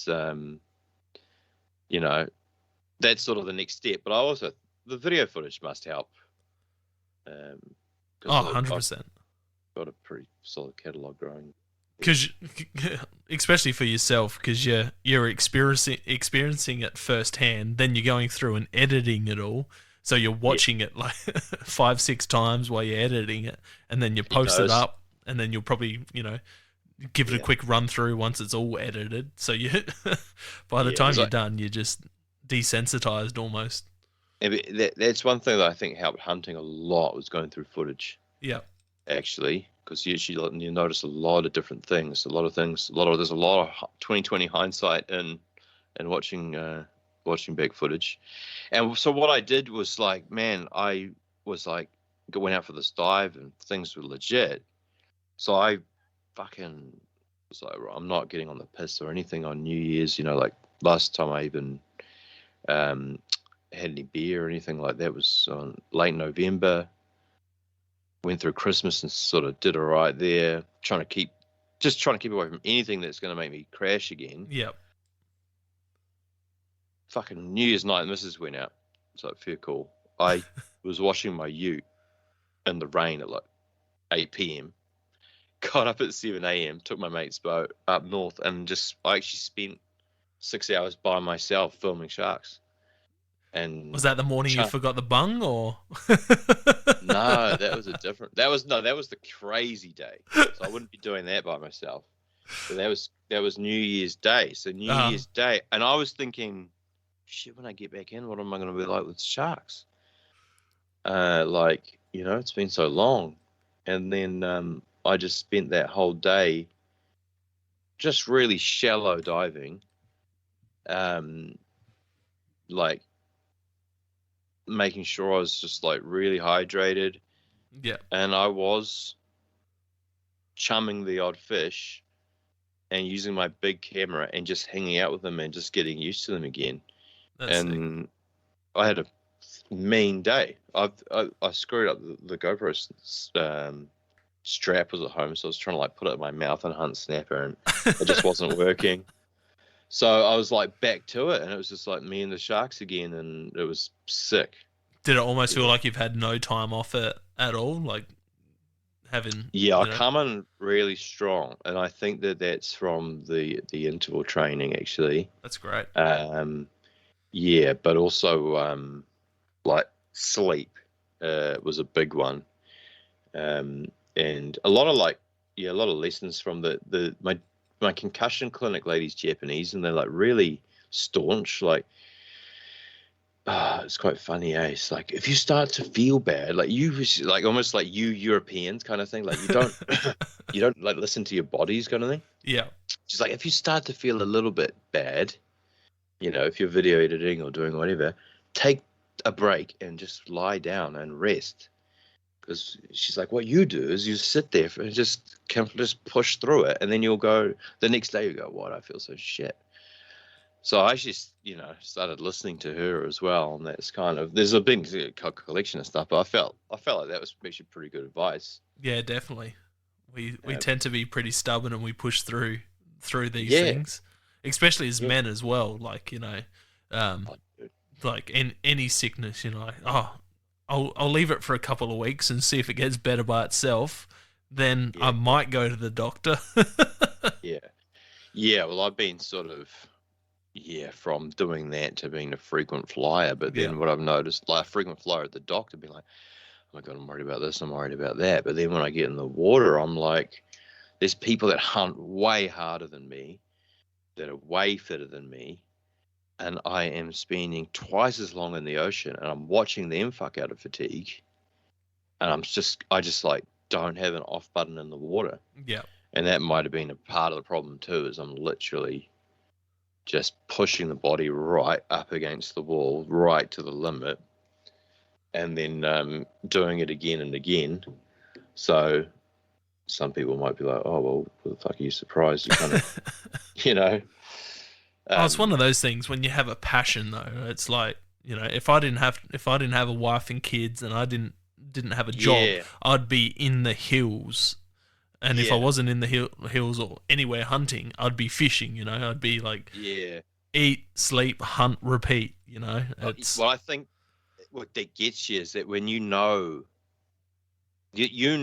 okay, if I spend the next 5 hours checking through these gullies, there's actually a very, very high chance of me shooting a red stag. Yeah. And I got 5 hours of light left, and I've been going all day so far. You've got to maximize that chance, and that's what I find with spearfishing too. Is like a lot of like my 1 minute video of shooting a snapper might be I've been working for 4 or 5 hours, and the time is just flying by. Same with being in the bush, Yeah, that's one thing people that don't hunt or fish don't understand is how quick time goes. Like it drags, but it goes so quick at all. Like it's because you've got no concept of time while you're out there. There's morning, and then there's sunset, and that's all it is. Yeah, and my wife used to say like, "So what time are you back from spearfishing?" And I'd be like, "That's like that question just doesn't compute." It's like I'm visualizing like a million scenarios in the water. My mates are pretty good. They're like, "Oh yeah, we'll cut it off right here," blah, blah. And I'm like, next ridge. I'm running that reef, like, and when I find the sign, I got to put in the yards, and then, I got to put what one thing Dwayne Herbert said to me that he's a real good spearo from around here. Is you got to put yourself in the places to receive the luck. Yeah, the right places, and with spearfishing, you got to be in the water to do that. And, you got to be able to recognize those places. And then you just know if you're cutting yourself short. I think you'll know the same. The same will be with hunting, because you know that you've got the crepuscular, the golden hours on both sides of the day. So we don't have that so much. People sort of think we do. There's some people that really like to hunt on the sunrise and sunset. I personally... I just like to go hard until I really, really find the sign. Yeah, I think our golden hours are more sort of on tide changes and you find the right tide and the right current coming onto the right little bit with the right fish there. Yeah, but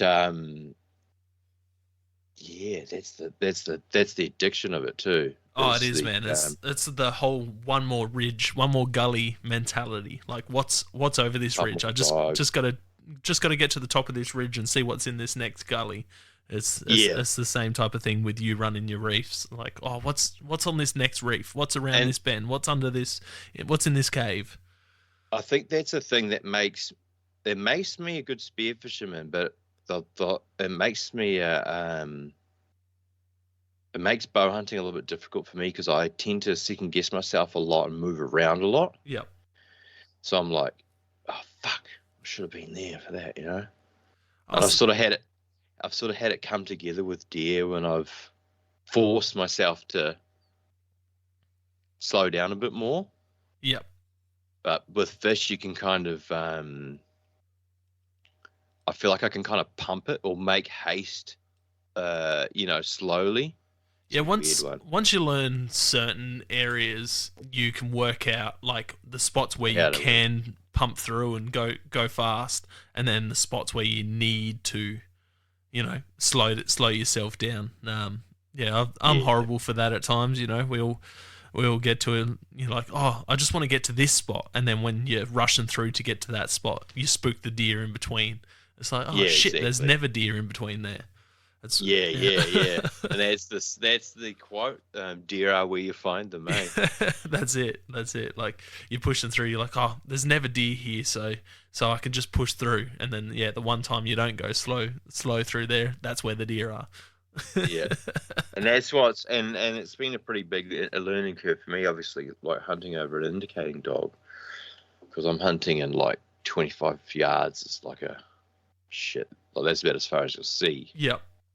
It's really undulating and quiet. And I haven't been in a while, and I'm really hoping that that's going to be my next step, is to get back into the bush. Definitely keen to see that footage.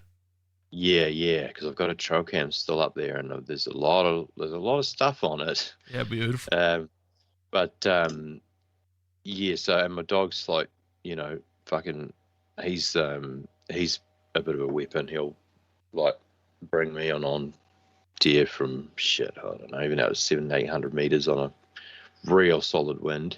That's sick. But and then ground track and bloody ground track until they get to a wind, and then you can because there's a lot of undulating crap. You get a lot of swirlies, but you can kind of get like a cross reference. You can kind of go, oh, your dog's pretty keen on there, and then you keep walking for another 20 minutes, and you get the wind come off that same sort of area, and then you go, bang, right where those two lines meet. I bet there's something in there, and then sort of spend an hour trying to get in, and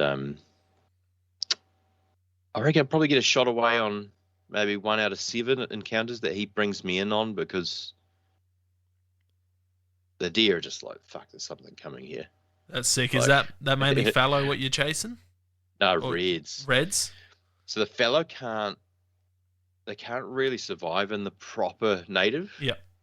They're sort of outskirt animals. They live The farmlands. they like their creature comforts of grass and all that. But the reds kind of do quite well in the proper native. And so the dog can kind of be, if the wind isn't back and forward, which it almost always is, the 4 legs on the ground can be really nice, because they're thinking, all right, well, I want to get eyes on this too. And then if the terrain is okay, then you might get an animal run up and peer over something and try to get a look at the dog while he's locked. Yep. And then, head or neck or whatever if you can. Yeah, beautiful. And I just that's something I really miss, but it's just another layer to add to it. And I feel like yourself to it. Yeah, and I feel like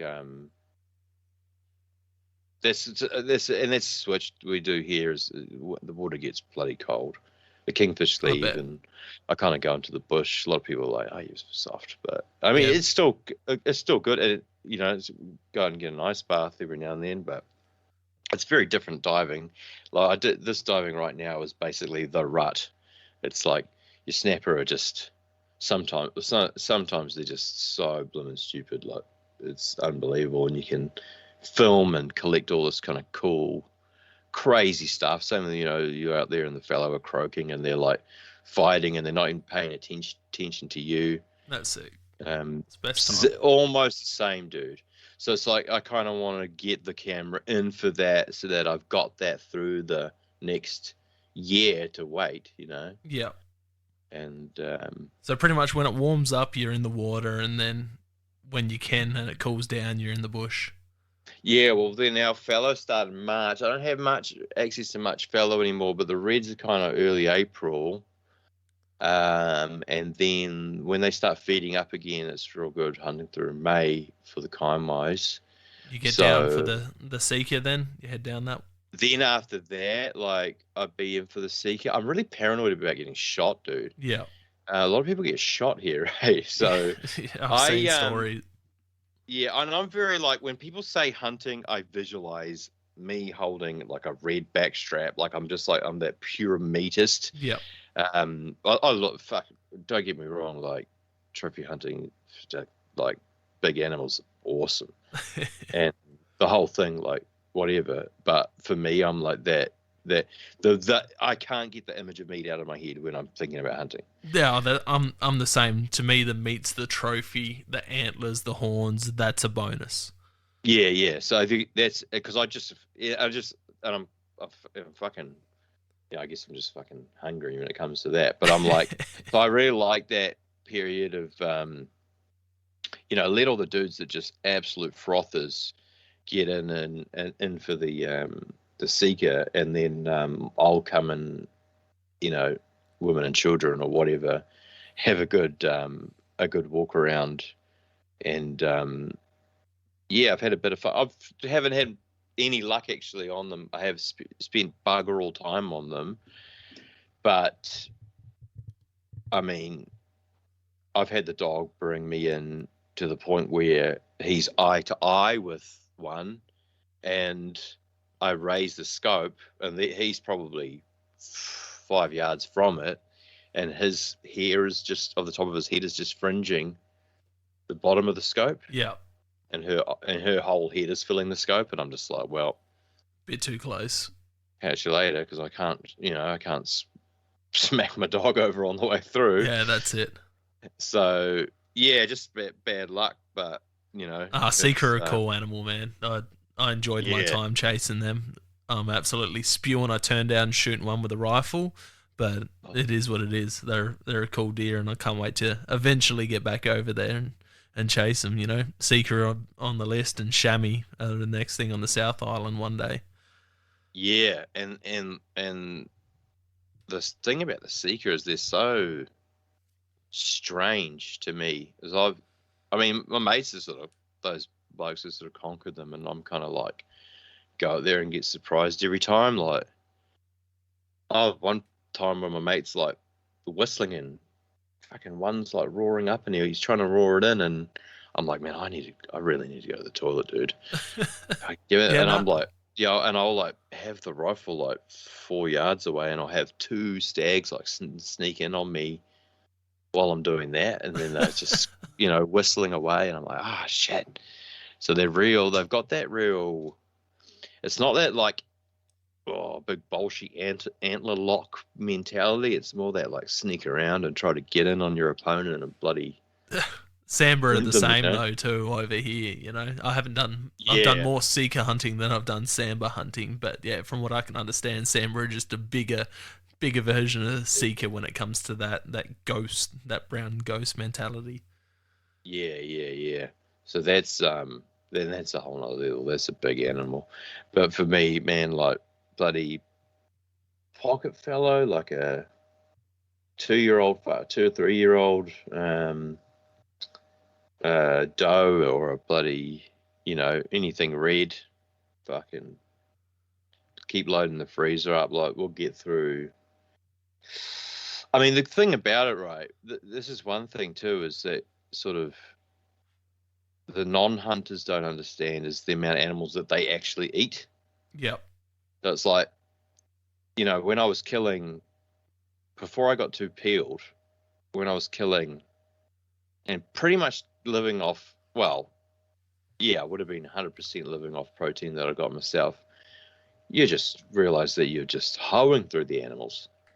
And you're like, That's okay, it. well, like, and then someone might come around and be like, oh, but isn't that cruel there? Like, dude, you and your family have just eaten 12 lambs in the last X amount of time. You have no idea. Like, Yeah, that's it.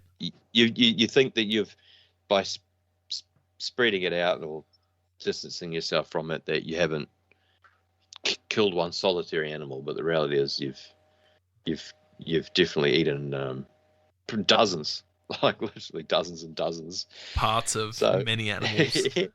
yeah. Would you know, if you were going to turn into a transformer, it'd be bloody There'd be quite a few of them.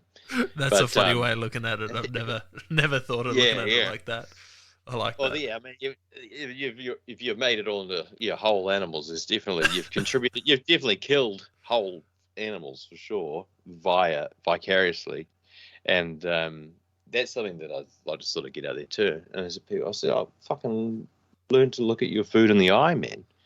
It's like that's it. You watch those bloody reality TV shows over in the UK, and where they have to kill a chicken, dude, for dinner, and it's like all the girls are crying, and the two metro ass blokes are like,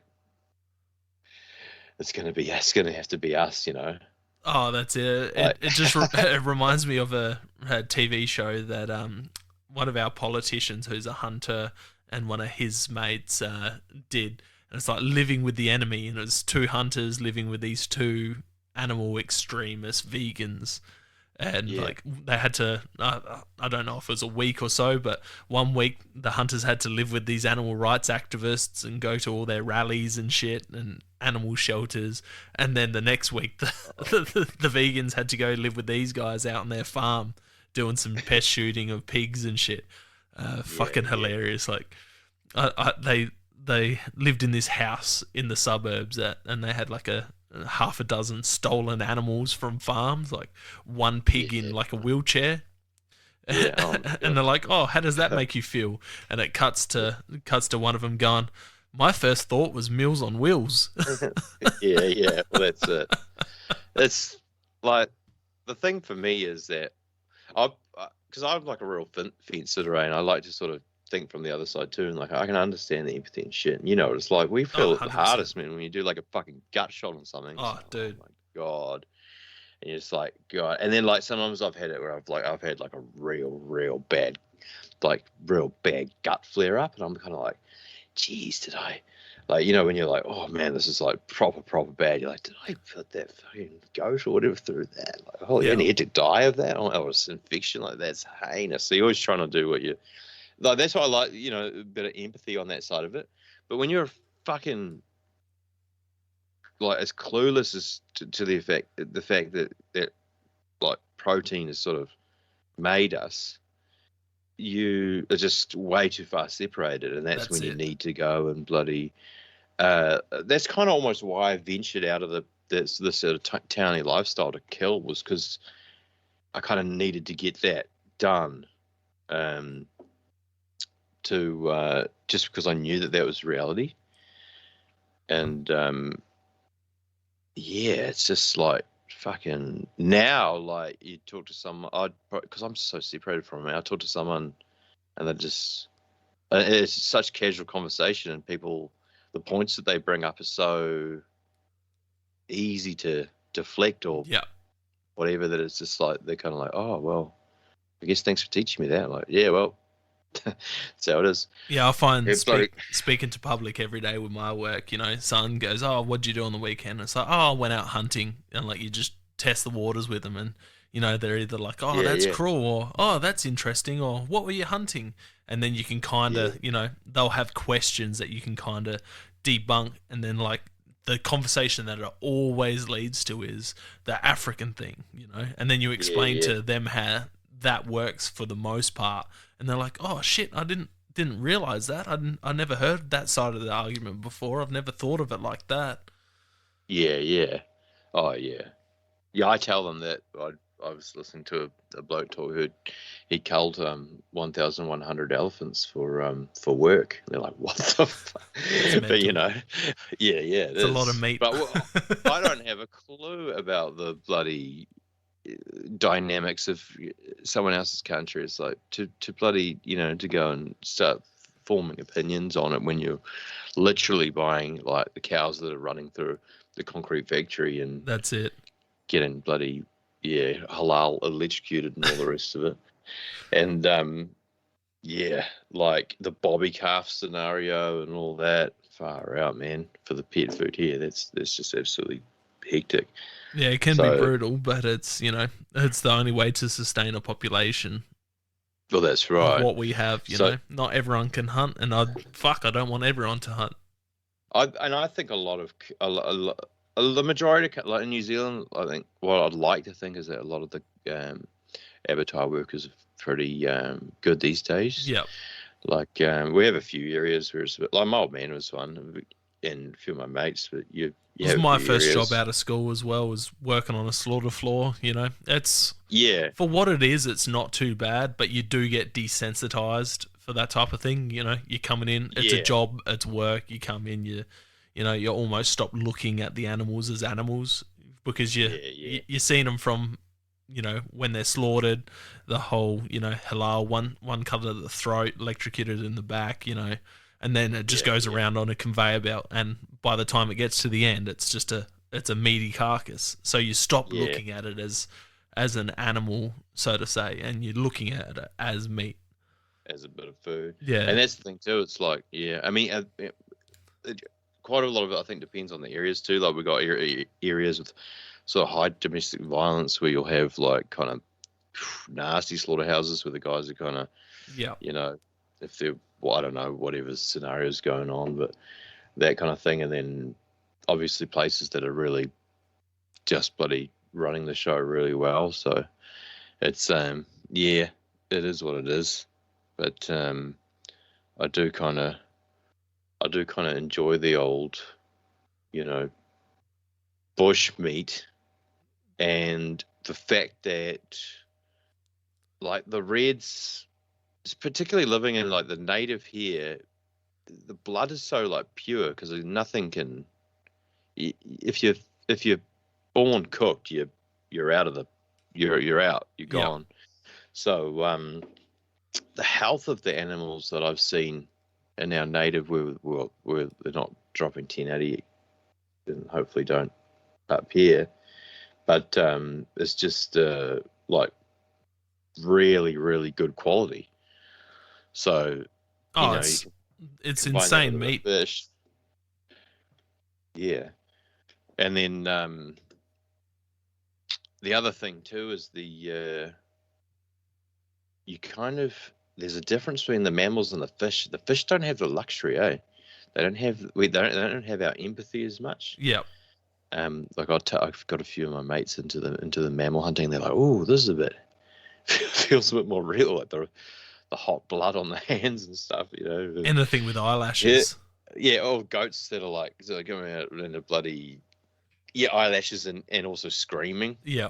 Oh, goats are the worst for that, man. Yeah, because it's like, you know, the fish is just like, they kind of. But I go out of my way, the majority of the time to kill fish very quickly. Oh, the amount of videos where you stone the fish. Like I was showing guys at work the other day, some customers of ours, and just watching the clips of you stoning the fish, like just absolutely just no life left in them at all. It's mental. Yeah, that's nice.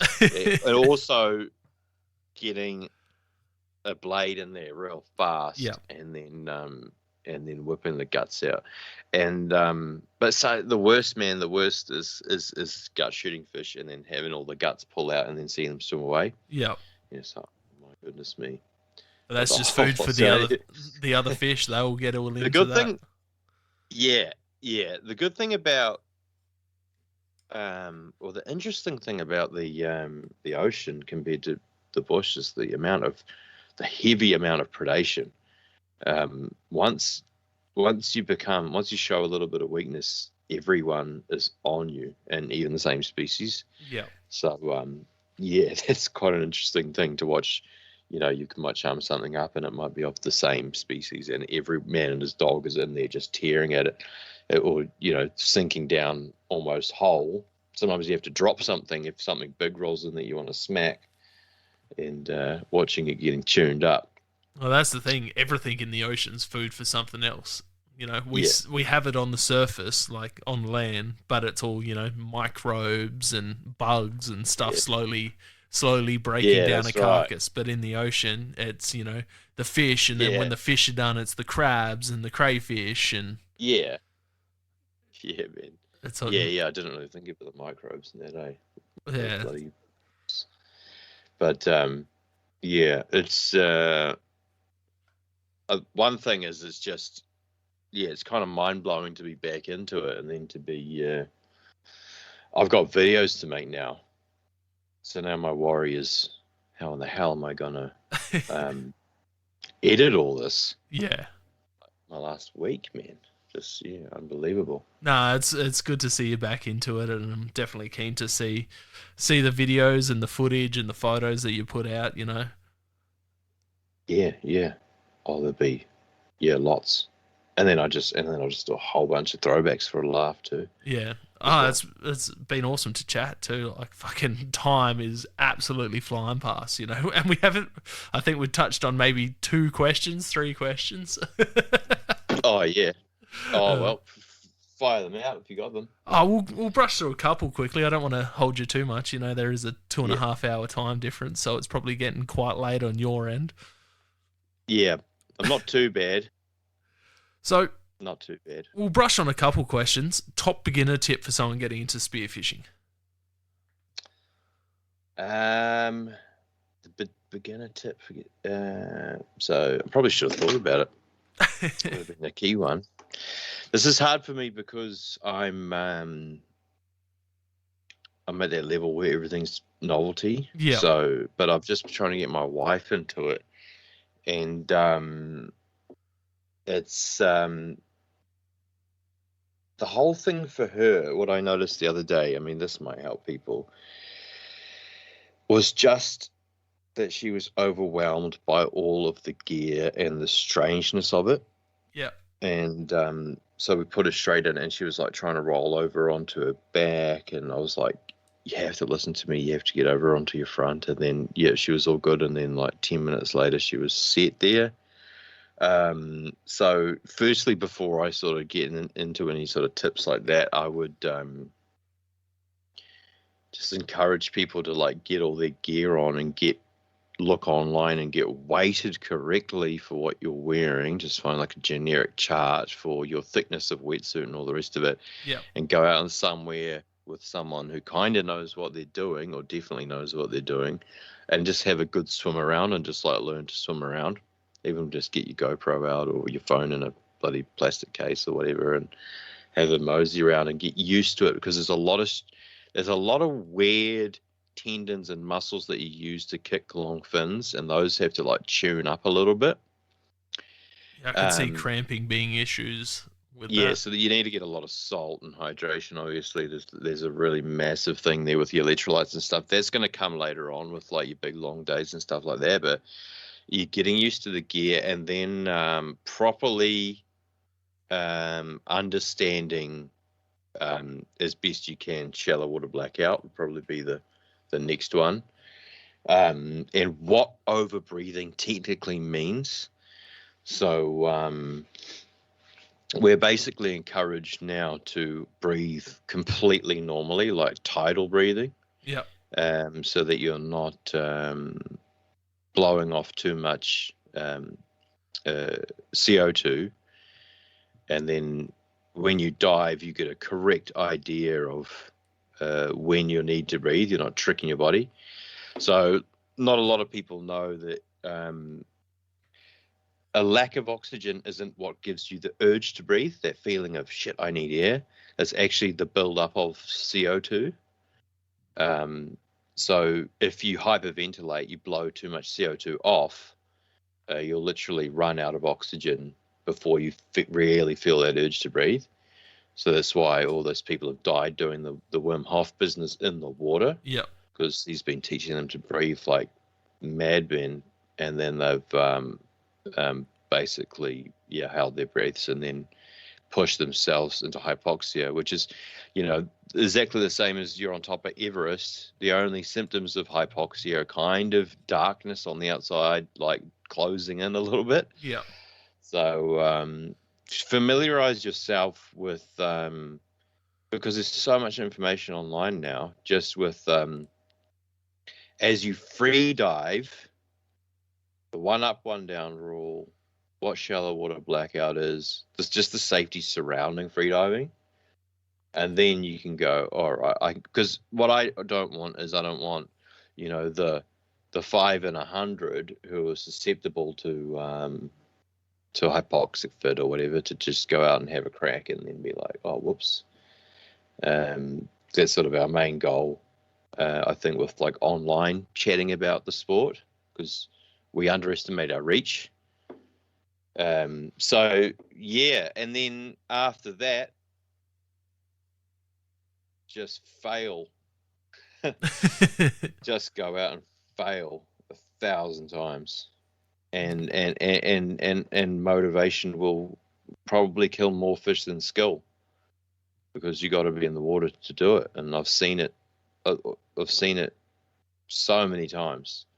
That's it. I've seen that you're in the water, you're on the surface, and the big boy rolls up, and you just put the shot in. Like, that's how it goes. So, yeah, the beginner advice, I'd have to sort of go in that direction, and then hope that sort of sets people off into the best general direction.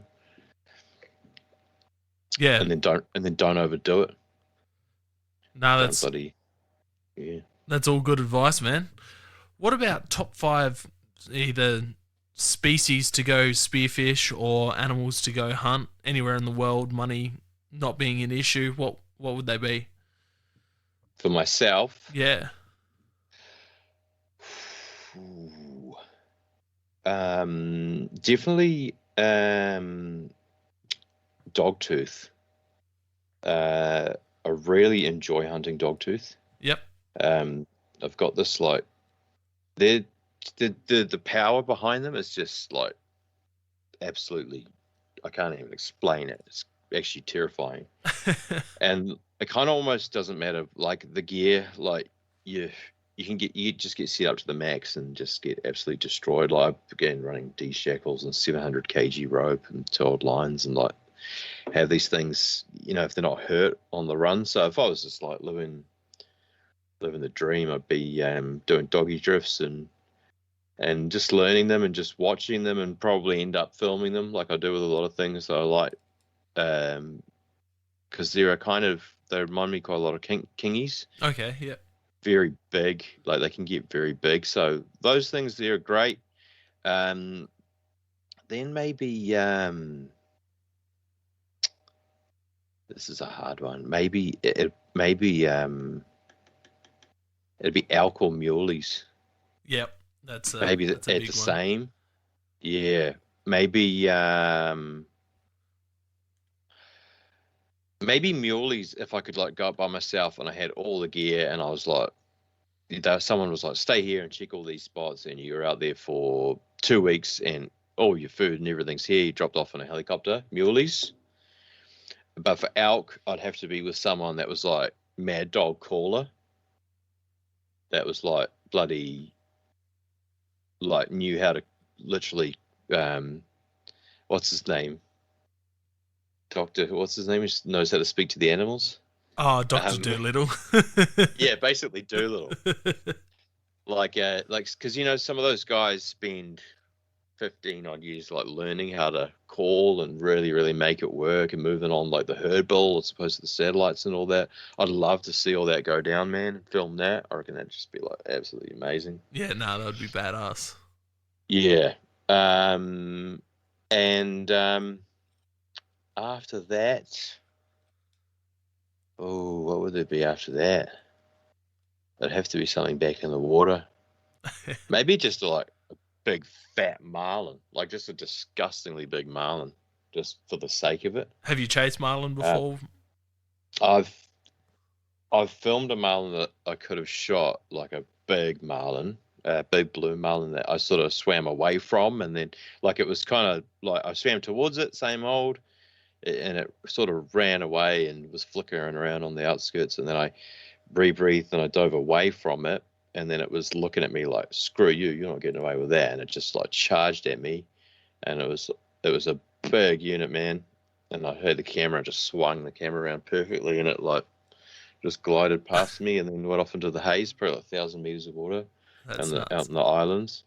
So getting a spear and that would have been nice. I had a black like circling me really, really fast that I got on film, and I was with Sam Cox from Adrena, and we kind of made the call not to shoot it. Like we probably would have shot it if it slowed down, but the shot opportunities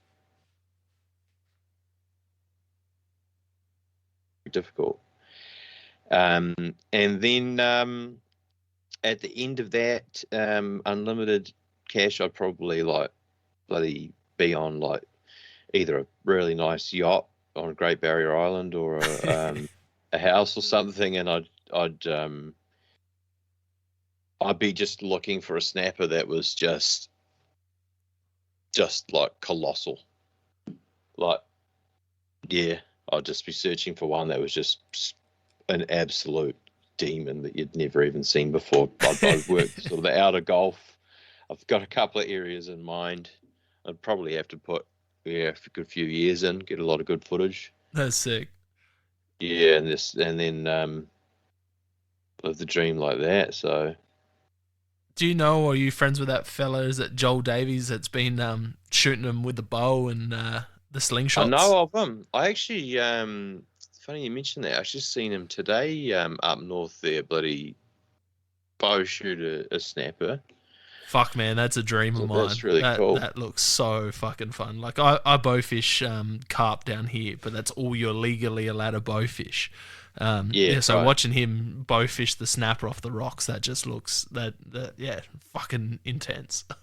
Yeah, that's cool. So we basically like the further north you get from me and north up around there, if you get some really good knowledge in around there, man, you get that place is glorious. But the problem I guess for a deer hunter is we don't really have any deer up there. So Yeah, I remember when you're looking at I went up that way, I was chatting to you, and you're like, "Yeah, there's there's not heaps up there because I went up to Whangarei." yeah. So there's basically nothing. You might get the odd pocket of fella. I think there's like my mate tried to cull the sea, got hired to cull the seeker out of Russell up near there, but like even with a team of dogs and everything, they could only just find a little bit of sign and stuff. So, but you've really on with the fish up there. So I mean, you could just harden up and bloody travel further. Yeah. Oh man. We do. I mean, you guys in Aussie travel hard, but the sort of for me like the Auckland, I get cock blocked by this big pile of traffic. The main issue really is for me is we've got two kids. Yeah. And finally, my daughter's just turned 14, so she can actually babysit the 6-year-old. But and then like financially being like sort of all over the show with being half peeled, and then after like COVID, everything's sort of like expensive as fuck. Yeah. That sort of makes things a little bit more difficult. But it's a petrol, dude. Like, what the fuck is happening with petrol? And I don't know if it's the same for you guys. Oh, it's ridiculous down here. For moments it was like two. Well, it was sound about normal for you, but we were paying $2.30, $2.40 for diesel, which before COVID, yeah, that's about what I'm paying. We were paying $1, $1.10, $1.20. On a bad week it was $1.40. And now, you see $1.50 diesel. Everyone's, the streets are lined up for it. Oh yeah.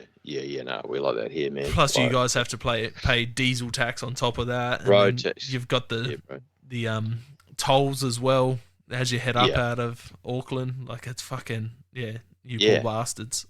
Yeah. Like, I mowed the lawn today, and I was like looking at the 91 going into the thing, and I was thinking, oh shit, it's like bloody luxury. I need to go catch a couple of goats.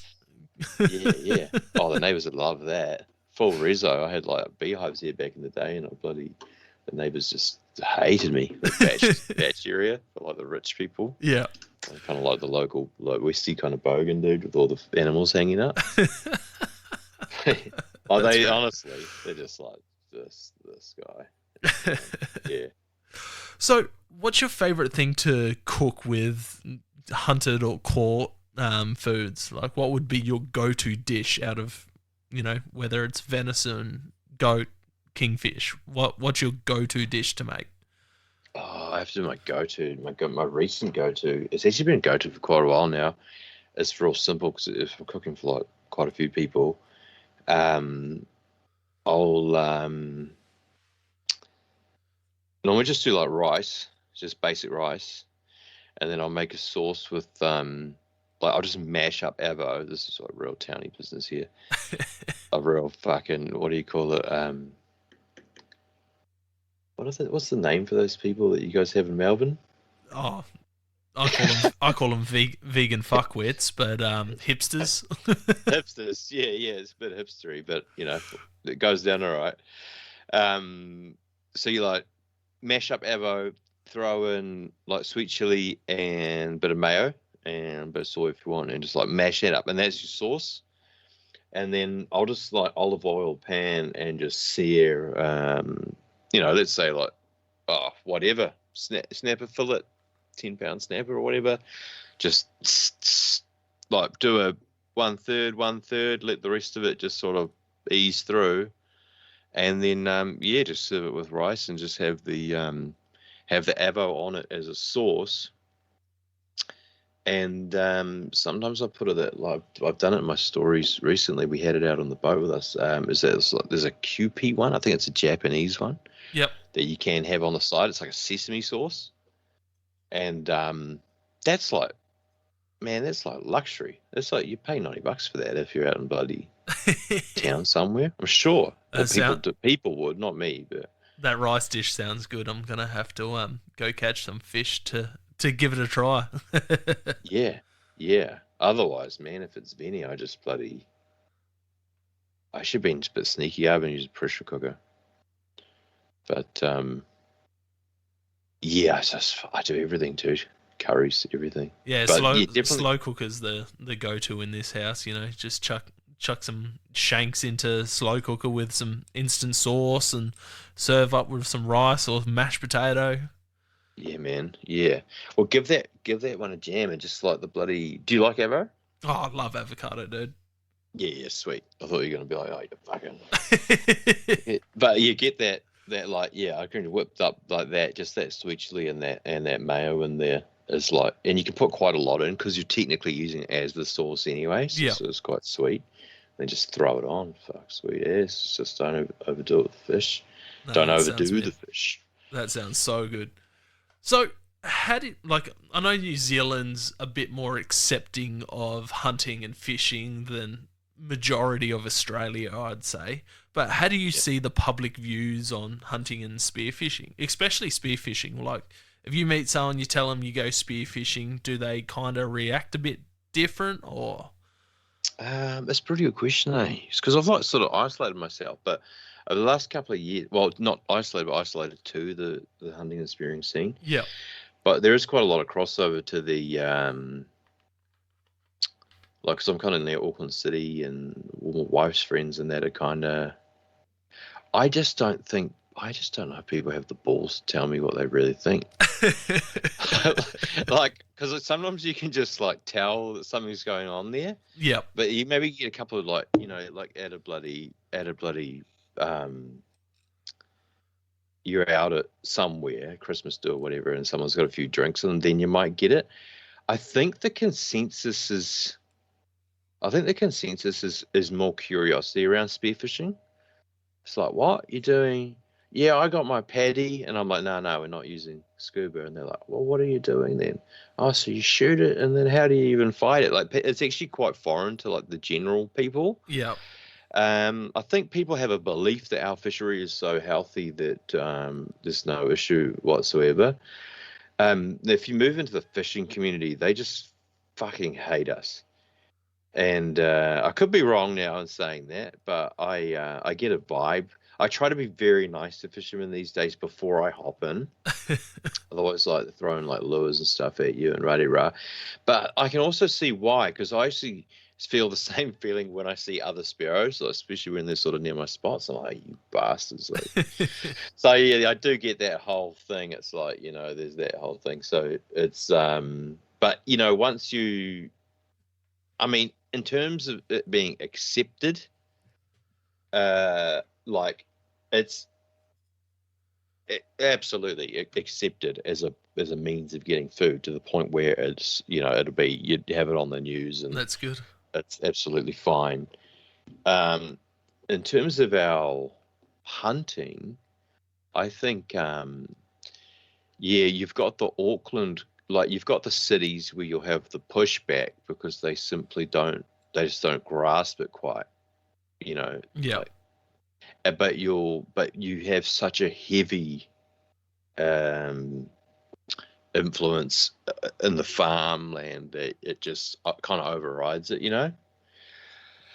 and you'll always, like, for example, like a wife's Christmas do is something that I would bring up, because it's sort of where I'm socializing outside of the scene.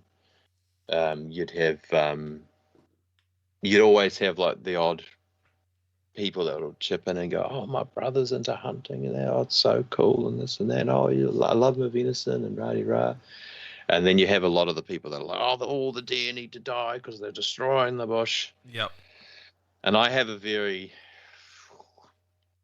also have a mixed opinion on that, because we did have a big browsing animal, the moa, that went extinct only very recently, 400 or 600 years or whatever it was. So I don't know. I think Doc and that try to concentrate a bit more on the possums and stuff, but it's hard to say. I'm not the one in there studying the native and what's happening with all the new growth and all the rest of it. Yeah, we're tackling that at the moment here, in especially South Australia, but Victoria and New South Wales is the helicopter culling. They're just going through mowing down. They've pretty much declared war on deer, and they're going for total eradication.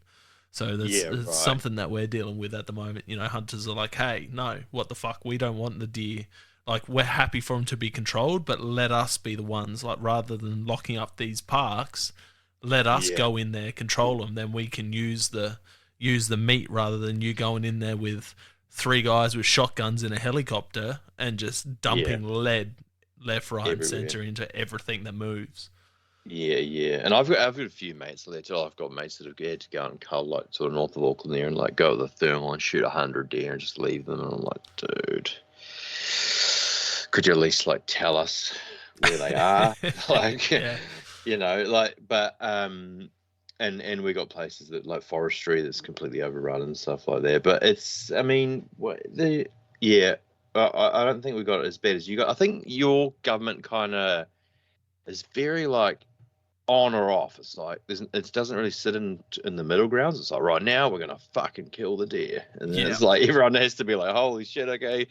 But we've kind of got this, like, it's kind of like I mean, I'm really on the outskirts here with my opinion, because I really don't pay much attention these days, but it just seems to be like it's kind of a balance, and it kind of just goes through its little cycles. I mean, they had the huge bloody tar cull, but there's still a shit ton of tar down there, and I don't know. Like, and people, I find it hard to take anyone seriously when they talk about, like, native bush in New Zealand. It's like, well, look at the damage to the native. I encourage anyone to pull out Google Maps and look at New Zealand, and look at the greenery versus the dark native bush. Yeah, it is all farmland now. We have cut down all of the native bush. So we've come in the last however X many years and literally chopped all the native bush down, and we're like, these fucking deer, mate, I tell you what. And it's like, yeah, well, okay. I mean, I sort of get it more. I think it's important to protect bird species that might go extinct. Like, we had a fucking ferret up, like a stoat up here, kill like 6 bloody kiwis behind a big predator fence here at the end of the peninsula. So, you know, those animals that are vulnerable to because there was no mammals here apart from a small bat, you know. Yeah, that's it. Those birds, but we're lucky in the Gulf in that we've got offshore islands where, you know, they're still pest free, and you're never going to get every last little rat out. So there is a real battle there. But that brings up pretty strong opinions. It does, and it does over here too. Brings up a lot of hate for possums. Oh, Kiwis and their possums, Yeah, man! yeah. Like, we got it's funny over Christmas time here. The family and I went to a place in South Australia called Mount Gambier. Massive blue lake. Not sure if you know of it or not, but it's like a volcanic crater, and it's just got this massive blue lake in it. But there's a bunch of like sinkholes in the town, and one of the places is a sinkhole garden where at night time you go with a bag of fruit and you feed possums. Yeah. And, like, so, you know, the kids and me are feeding possums, and the whole time I'm feeding the possums, I'm just laughing. I'm like, every Kiwi friend of mine right now would be hating me. Yeah. They're feeding possums and giving them a little pat, you know. I was giving them biscuits in the Goldie, like on my deck. And I had 3 of them coming down. But one interesting thing was we had a few like feral cats kind of move in, and then I never seen the possums again. So I don't know if there's a little bit of a bloody thing going on there. Turf war between cats and possums. Yeah, I don't know, cat taking down a possum, but then again, cats take down some pretty big stuff. Yeah, wouldn't surprise me with cats taking out possums, that's for sure.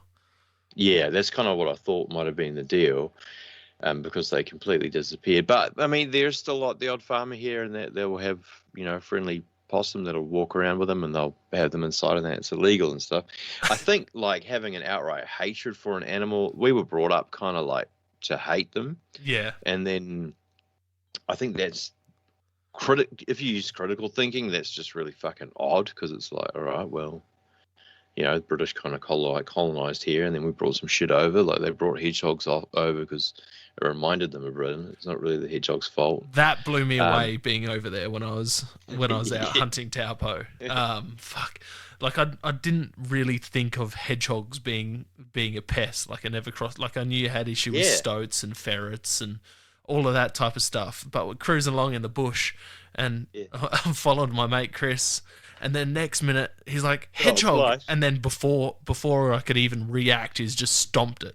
I'm like, oh no way! I'm like, I know it's an introduced animal and all, but it took me by shock. I'm like, I've never even seen a hedgehog, and now the first one I see just gets crushed. Right. Is that Blythe? Is it? Yeah, Chris Blythe. Oh my god! Yeah, that's Blythe. That's hilarious. Well, he's from Tassie or something, wasn't he? Yeah, he was. But it absolutely blew me away. I'm just like, just if you see another one before you kill it, can I please just like pick it up and have a look at it first before you? Then you can kill it. That's fine. I just want to, you know, I've never seen one of these before. Yeah. So we went out with the big thermal. I was testing my mate's thermal out. We were walking around. He's a medic for the Westpac chopper. He's a good bloke. And I seen this thing walking along the farm, and it was like, this thing zooms in really, really well. And it was like thin, really thin. And it was like thin from belly to back. And it was walking on 4s, and it had a snout on it, like a sharp face. And I was like, well, I can kill that, because that is nothing that's not killable here. Yeah. There's cows here, and there's like some sheep, and there's rabbits and shit that we're shooting in there. And I shot it. And it was quite far away, and I went over, and it was a bloody hedgehog. And the spikes must have been a thermal barrier for the heat. So I was just seeing this like really wacky looking thin thing. And and actually I did one time I put down a goat to try to bring in a big boar that was hanging out in a forestry block. As it started to rot, you know, and I put a trail camera on it, and we had 2 roosters, 2 cats, And these cats were quite large too. Like they were getting their arm, like their front paws, I don't know if you call them arms, like the front, whatever, around the neck of this thing and like grabbing it and like pulling it. Yeah, wow. It's a big, heavy goat. And one hedgehog. And the hedgehog was just there like nibbling, but he waited till it was full carrion, like full rot. Yeah, he's probably eating all the insects off of it, all the maggots and shit like that. Well, I went down there and he wandered on down, and I just watched him starting eating rot. That's I was nuts. like, oh wow, yeah. So, yeah, I don't know. They must get into it, but yeah, I mean, that's the whole thing with this country is that we've just the whole environment's changed, and now it's just like, oh well, deal with it. I mean, that's the battle we're facing at the moment, you know. yeah. One of every fucking species of deer from Japan to Indonesia to America to Europe to bloody, you know, they even tried to do chital and moose. The moose thing blows me away. That's cool. Yeah. What's your opinion on the moose thing? I just watched a little doco series on it the other day that some fella put out, which was really cool. I'll have to forward it to you. But do you reckon they're still around? I just don't think they'd be able to hide now with the thermals in those Fiordland gullies and stuff. Yeah. With thermal helos. Crazy but I think thick it's a down nice, there, though. yeah, I think it's a nice idea. Yeah. And if they did pop up, it would be sick. But yeah, I just don't like. A few of the it is pretty gnarly shit though. If they do pop up, they have to who put knows? like a governor tag, like one tag a year. Yeah, that's Do right. like a lotto for them. And it's wild. Like the I mean, when you get into the proper elk country down there, they're so hybridized. You the most percentage elk I think you shoot at the moment would be 70% or 30% red. Yep. So they're still like half roaring, half screaming, angry animals. Yeah, I've heard some stories. They get pretty serious in those watt blocks, you know, culling the reds and, you know, keeping certain genetics in and taking out certain frames. Yeah. So that's, I mean, that's a whole world away from me, being the South Island and being up here spearfishing. But it's, I did find it very interesting.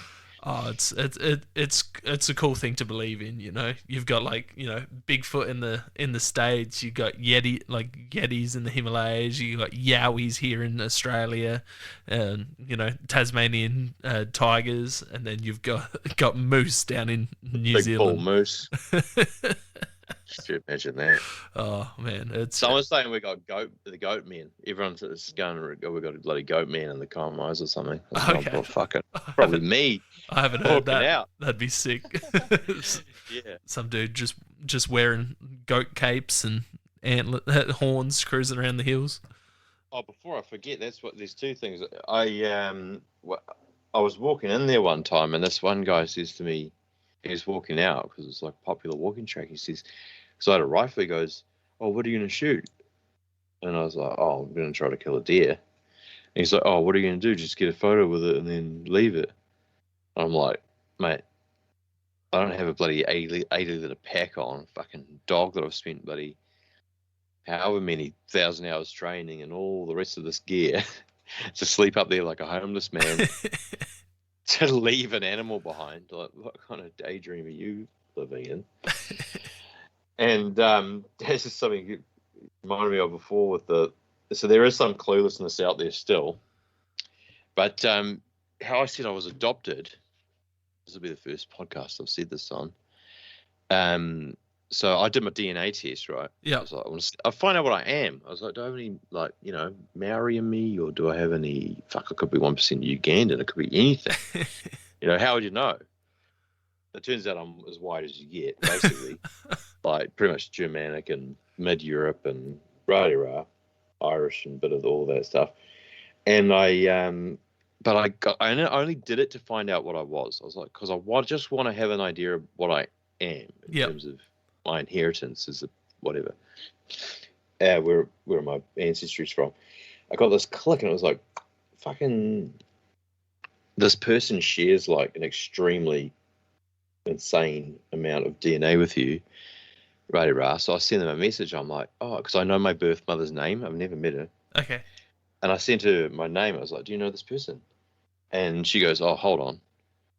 She's like, oh, shit, kind of hold on. Like this. So that was actually my birth dad's sister Yeah, in wow. Perth, right?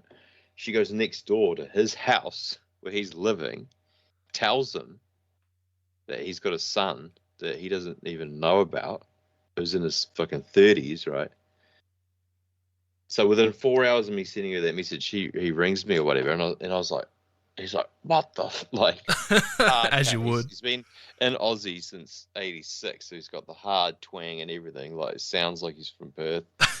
He's like, mate, oh bloody. I was like, how long have you known about me? He's like, 4 hours.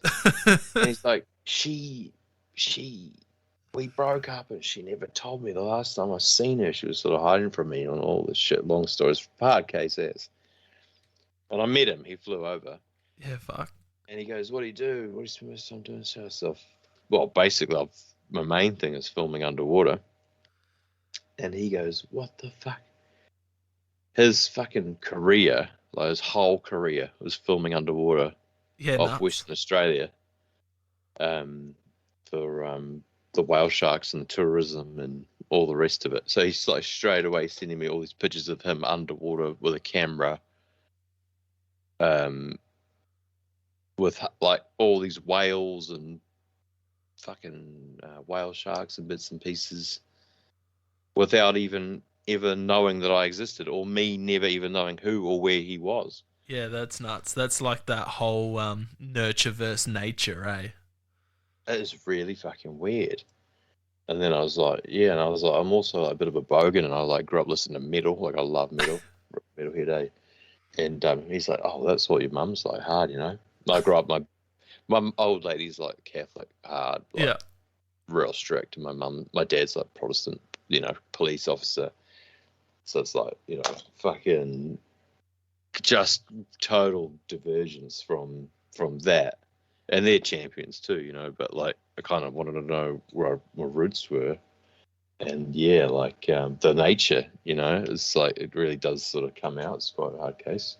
That's crazy, man. I've always wanted to do one of those 23andMe's just to see that whole bloodline thing. See, you know, hoping Yeah, for a bit of native Australian in me, so yeah, yeah. so I can get away with a bit more hunting and fishing. Oh yeah, well, yeah, I forgot about that. Actually, I bloody could have got my crayfish quota put up or whatever. No, I don't know if they did that here.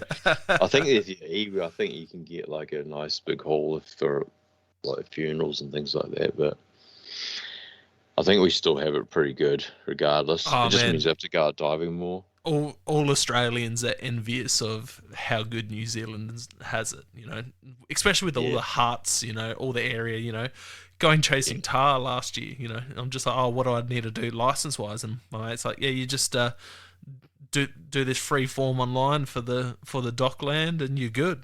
It's like, oh yeah, you just really? print it out. And he's like, yeah. Yeah, And I'm like, yeah, really? That's all you yeah, have to do? And he's like, yeah. I'm like, really? yeah, And yeah. That's awesome. you just show up to the trailhead and you're getting the guns, the bows out, all your stuff. You got Yeah, hikers and backpackers, and I've said it numerous times before, but yeah, rock up to a hut and there could be like two other people from Europe somewhere or America or fucking wherever, and they're not hunters at all. They're just doing the trails, and you're sharing a cabin, yeah. They're just walking and around. they're half of them don't even blink that you got rifles. It's a weird feeling. Like, I think you feel Yeah, weirder having rifles and the bows and shit than than the yeah, people there yeah, seeing it. yeah, It's fucking bizarre, but so cool. It's something we're very envious of here in Australia. yeah, yeah, yeah. I think it's like, yeah, it's quite nice. And then I'm envious of my own life I had in Aussie because I think I got in quite set with my properties, Yeah, and I'm like, oh, it's like $100 a day, man. So for $500, I could be like for 5 days with a com, and the amount of animals to myself was just unbelievable. yeah. That I That's could that's have gone something up. lots of Australians have an issue with is the whole pay to play. Yeah, dude. Paying to be on a property, but like For you me, said, then you get that whole the whole Well, property yourself. the thing is that if you're going to do that here, you're paying 10 times more per day. Yep. Because the amount of people that want to hunt, you're paying that. So the South Island, you got a lot more freedom, and it's a lot heartier, and there's a lot more animals. Up here, it's like it gets quite dense. There's so many hunters. Yep. So a lot of these properties will be booked out for this amount of time, and it's like, shit, what will they charge? Like people pay thousands and thousands of dollars, obviously the Yanks come over to do to get like a real big head, and they'll pay like 50 or 60 grand or whatever, for one animal, which is like, okay, right. Mental. But that's genetics, big bones. That's deer that have been bred, and that's behind a fence. Yeah, mate. yeah.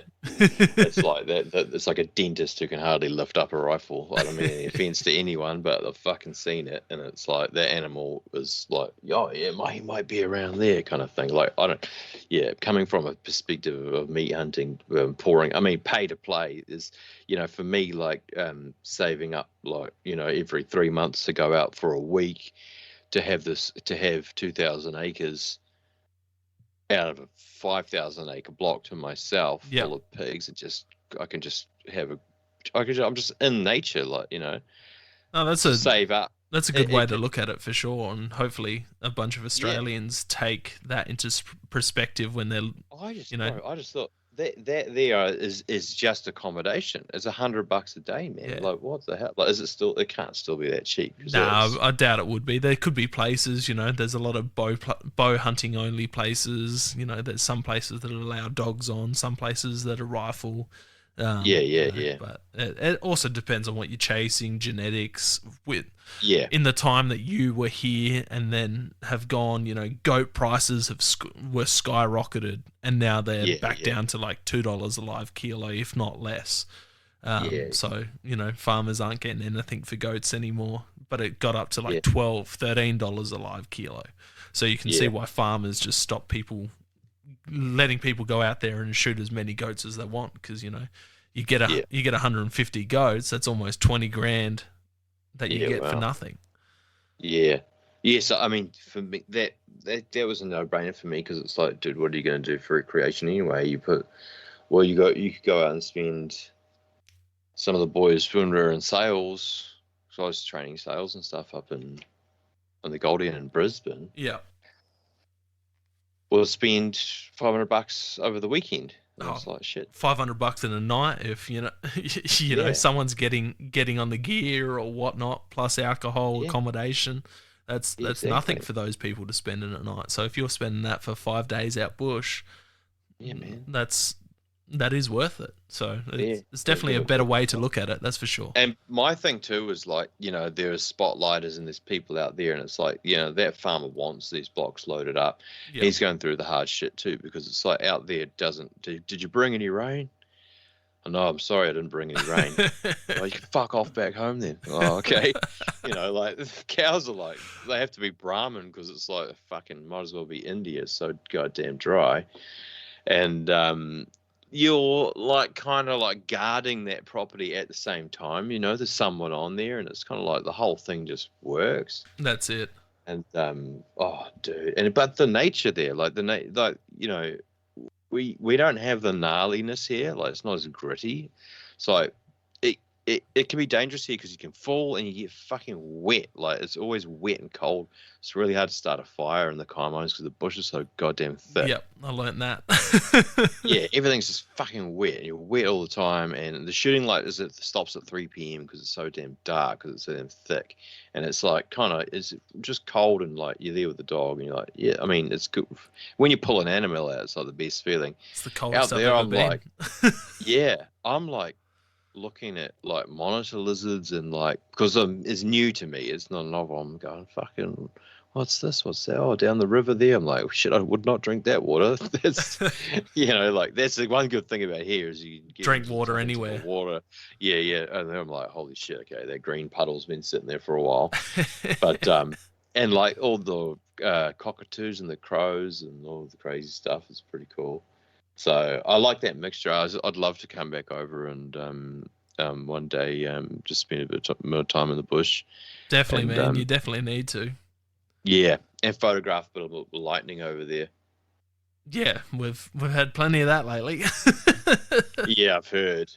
I'm going, oh, I'm missing out, but in reality, I'm not. It's fucking brutal. But yeah, like people are getting absolutely smoked.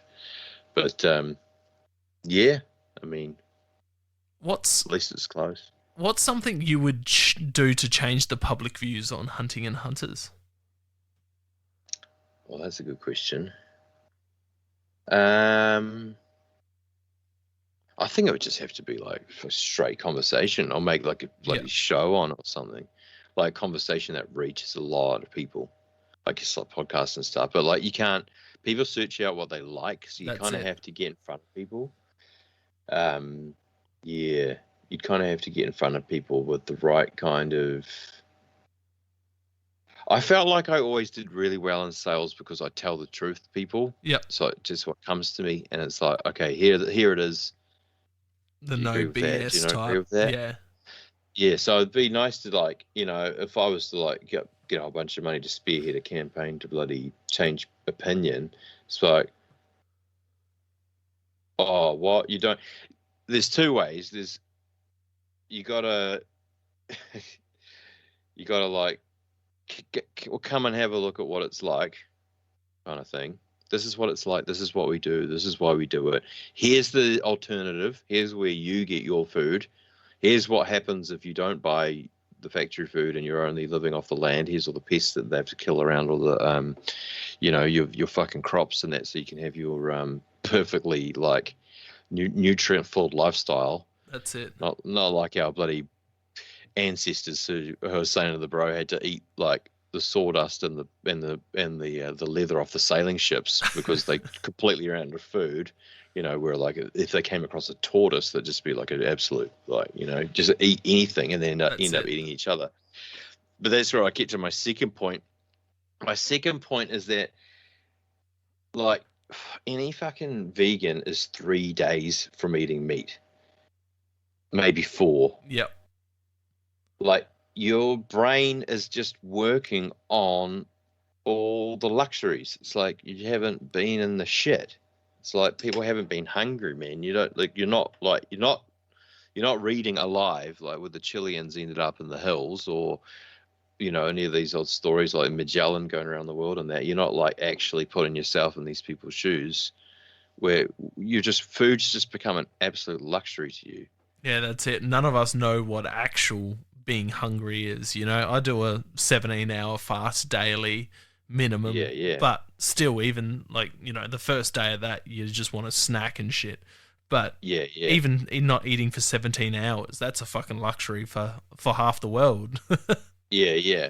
Well, I think what you do is like I've done a few kind of gnarly-ish ones to try during my issues just to try to like make sure fucking there's nothing in me that was making me feel real fucked. Yeah. But I think you got to add fear to it too, like the fear of where is the food. Yeah. Like they don't understand that, and then like there's a lot of people. Shit, man, a lot of people like real and like the younger crowd and that. Oh, I could just go and do it and I just eat that, just eat this and eat that. But when like shit hits the fan, and and then you end up like having you would literally be killing something and then just eating it raw. You were so damn hungry. Like that's how it would happen. You see it all the time. Like I just look a lot of stuff with the old sailors that just used to just take their boots off and just start eating them. It's like that kind of hunger, and everyone can experience that. But you don't have they just don't have the luxury. They don't have the. They've got the luxury of the whole system providing. That's it. I like that. Every vegan's 3-4 days away from eating meat. I've never thought of it like that, but probably 7 days away from eating human meat too. Yeah, that's anyone. Yeah, because people don't even fucking know themselves. So you don't even know yourself. Put yourself into hell, like to a fucking World War One trench, mate. Let's see how you go there. Yeah, Like 3 cannibalism. days up in the There's a mud. reason it's a thing. You know, nearly Yeah. every freaking culture's resorted to some sort of Oh, cannibalism dude. in the past. I just think people don't understand how hardcore the survival instinct is when shit's really, really on the line. It just there really isn't an end for it. You go native. Amongst a group as well. So yeah, is that. But I mean, and I understand their counter arguments and shit. And I've actually agreed with, like, I've had a few vegans actually over in Aussie and that too. I worked with a couple and I really and they were like, but they were European ones, Yeah. and they were like, oh, that makes so much sense. Oh, so you're actually avoiding the abattoir in a way by doing it yourself. And I'm like, yeah. And they're like, oh, I really appreciate that. And yeah. But then you have like a real obnoxious, let's say American one. Not fucking trying to stereotype anyone or anything, but it's just like, it got the whole fucking, born in the luxury. And it's just like, oh, that's just so, how could you even bring yourself to do that? The next step for that is, all murderers start off killing animals, like psychopaths. How many of that? How many of those arguments end in that? I see a lot of that on Australian forums, actually. Yeah. Yep. Fuck, you'd have to be dumb to believe that. It's like, Jesus, yes, psychopaths fucking try it out on fucking animals well. You post a few photos of some dead cats, and that's what you get. Yeah. Dead cats is such a hectic one. Yeah. Because it's always going to be hectic to some people. It's like it's never not going to be hectic. It's very confronting It's our, like, everyone hates them. I have a fucking connection with cats because I like watching predators, like predator animals. I've got one here. I've got the dog too, obviously. But like I'll shoot one as soon as I see it in the bush. No, 100%. Every time. I'll blow it in half. But I've got one here, and it is something just, there's a funny little thing in my mind about it, and I'm trying to kind of teach my daughter about the ethics of it and animals and and it's a real fucking weird one, because we got a lot of natives. He's killed a lot of birds, and I tell you what, he's killed everything. He's killed apart from one bird has been invasive. He's brought in. That's somewhat good then. Absolutely everything. Yeah, but that's the whole thing, is we've got this weird dynamic. So he can't go out there and kill, a quoll and a weird marsupial that's bloody. We don't have all of that stuff. We've got Indian miners. We've got fucking African sparrows. We've got pigeons from God knows where. You've got. I don't even know. Dove. Yeah, you've got. We're the same. We have. Oh, you've got magpies and shit too that are non-native. Little bit. That trips. Yeah, we shoot them. That trips people out, especially old mate BJ Holsworth posting up videos of him bow shooting magpies.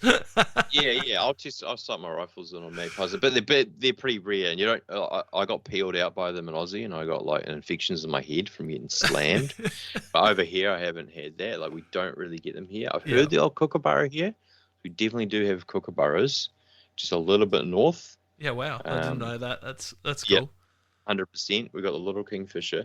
But we've got the starling. So is that a Eurasian bird? Yeah, the starling. Yeah, we have them too.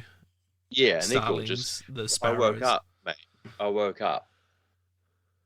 Fucking, how's this for an alarm? I looked above me into the corner of the room, and there's a starling flying in to the corner.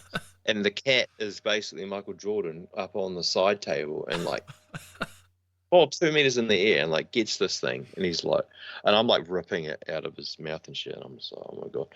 But I'm like, yeah, so I do have a love-hate relationship. As soon as I'm in the bush, I'm like, kill them. This area here, I think it is what it is with them. I think what the deal is with them, kind of where we are here, is you got to get them fat enough to, at 1 year they'll go killing. But then you get them fucking fat and stupid enough on the food, and then they just can't do anything. Yeah. Yeah. And like I'm like I've got 2 kids, and I'm like, if I was on the farm, it'd be different. But I'm like, they if they've got animals, at least they're fucking around with animals, and they're like got the dog and the cat, and they can watch them interact, and there's a bit of a laugh there, and then it just adds something unique to the house. But Oh, it teaches them yeah, about nature, that, life eats life. The cat's out there yeah, fucking up birds and shit, and the yeah, dog's that's there right. chasing the cat. Yeah, yeah, and yeah, I should show. Daughter might be old enough to see a couple of your pictures of you holding up some kittens, skinning them and that. But the true deal is that one there was in the bush too, and it had and the mum, it was a little kitty, and all the rest of them, there's only 3 of them, and mum had been shot in the eye with a 177, and she had but no one knew she had a screwed up eye. Yeah. So we're like, we're gonna go get this cat, and the lady was like, the cat lady on the shore, she's like, had all the cats. She's like, gotta save them. The cat's so lovely. Oh my god! And then we did the scan, and we found out that the reason why she was blind in one eye, this is my cat's mum, is because there was a pellet lodged in behind the jaw. Someone had shot that poor thing in the eye, and I was like, fucking, if you're gonna shoot a cat in the eye, you should shoot it with a higher caliber so you can just kill it. Yeah, that's and it. she like looked at me like. Like with this absolutely dreadful look, and I was just thinking, well, I know that to my core, and I just told the truth. Fuck, it is what it is, you know. And I said to my daughter, I'm like, I'll fucking wound it. It's not enough. It's not enough to kill a cat. Yeah, It shoot in the eye with that little thing. That's it. So, but yeah, I mean, yeah, it is what it is. I mean, you got to start. Yeah, a lot of people, it's terrible. But I mean, on the other side, well, hey, they were in the native, and maybe someone was just trying to save a native animal. Shit. Yeah. Yeah. But at the end of the day, what I think here is it starts at the core. It starts at the eggs, and that's where the rats are the problem, man. Yeah. And that's why some Kiwis like, and same here, some farmhouses like having a couple feral cats around the sheds and shit, because they do control those rats. Yeah. The rats are just, you imagine that nested, like our bush here with that real thick canopy. They're up in that canopy, and they're crawling around getting into each little egg. You can see them in the spotlight sometimes, eh? And they bloody they just that's I think why just we have that luxury of the offshore islands, because it might just become to the point where it's going to have to even out. That's what are you going to do? Fucking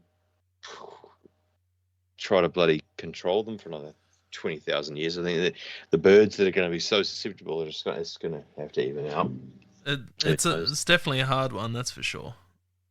Yeah, I mean, at the end of the day, it's I'm glad it's not my fucking problem. Like, I thought about it for a very long time. At the end of the day, it's someone with more of a qualification. That's boots on the ground, like my cousin who's dealing with the Kiwis day in, day out, moving them around, trying to get them to breed and shit. They're the ones that can fucking figure all that business out. I'll still go out there and shoot what's gonna eat any of that stuff. That's it. And then that's it. So at the end of it, what is hunting and spearfishing to you? Oh, bloody hell. That's a good one.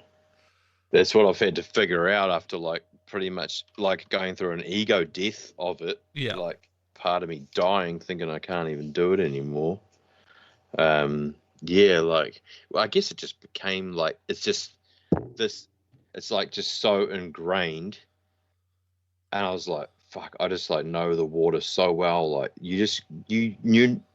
when it becomes a part of you so much that you know it so well that you can't even describe it. Like, let's say you took someone out who you just met, who didn't even know fuck all or whatever, and you'd look at the water and you'd be like, "Oh yeah, that's this," and the way that the birds are moving there, and just tens of thousands of hours of time in that zone, it just shapes you into that fucking just the hunter, you know. Yeah, Like, that's it. so it's like, yeah, like it's basically Wait, how did the question go? What is hunting and spearfishing to you? To me, yeah, I mean, it's just, yeah, I can't even really put it into a word because it's just like what I became. Yeah. It's like my whole fucking life, really. So I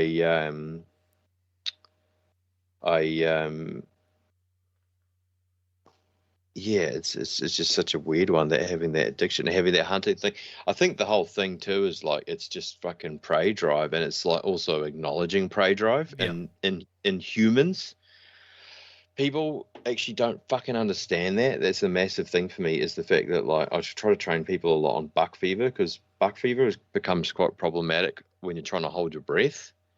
Um, I'm like right, buck fever, right? You see an animal and you like basically get a massive dump of adrenaline because we became a predator at some point, and you need a whole bunch of fucking energy to catch something and kill it. You know Yeah. what I mean? But now you're holding a tool like a rifle and you're shaking like hell. It's kind of counterintuitive. Or you're trying to hold your breath and you fucking see the big snapper and you're just like, oh my God. So like, I'm trying to, people are like, you, killing is so fucking primal. It is so far deep in the brain. It is so behind consciousness. They're like, I've had it where I thought I had my shit under control, and I seen a seeker watching me in the scope, and I lost my, like, I fully, like, just had the most intense surge of adrenaline they haven't had in like years, like 5 years or something. I was like, oh my God, it's back. It's like crazy. Yeah, if you let you let your mind drift, it just it comes back. Like as soon I was as just like, I just seen the eye around the tree. I was just looking, but me and the dog were on a standoff in the wind for 10 minutes. I just caught an eye, and it was just like that. Like I just couldn't hardly hold the rifle, and it's just like that. There, it just shows how deeply ingrained it is, and that's something I like to say to the vegans and shit too. Is that that's another experience that yeah, you don't understand. Like you think that we're fucking. I used to think it too. I used to think, oh yeah, maybe we were fucking nuts and berries and shit. Like back when I was in my teens and stuff.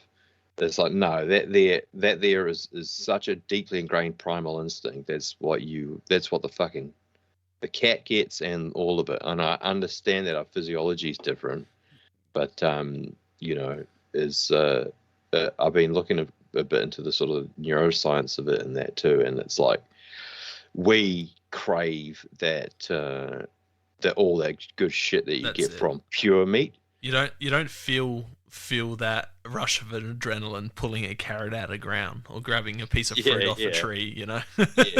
Yeah, you certainly would. I mean, if you were like, you know, you certainly have that whole like, oh my God, yeah, this is I've really got to get that for the storing for the winter, and oh my God, we've got to do that. But when you sort of see that animal that you've got to kill with the spear, and you're just like on fire with so much adrenaline, like your blood, your body's like literally like blitzkrieg, Yeah.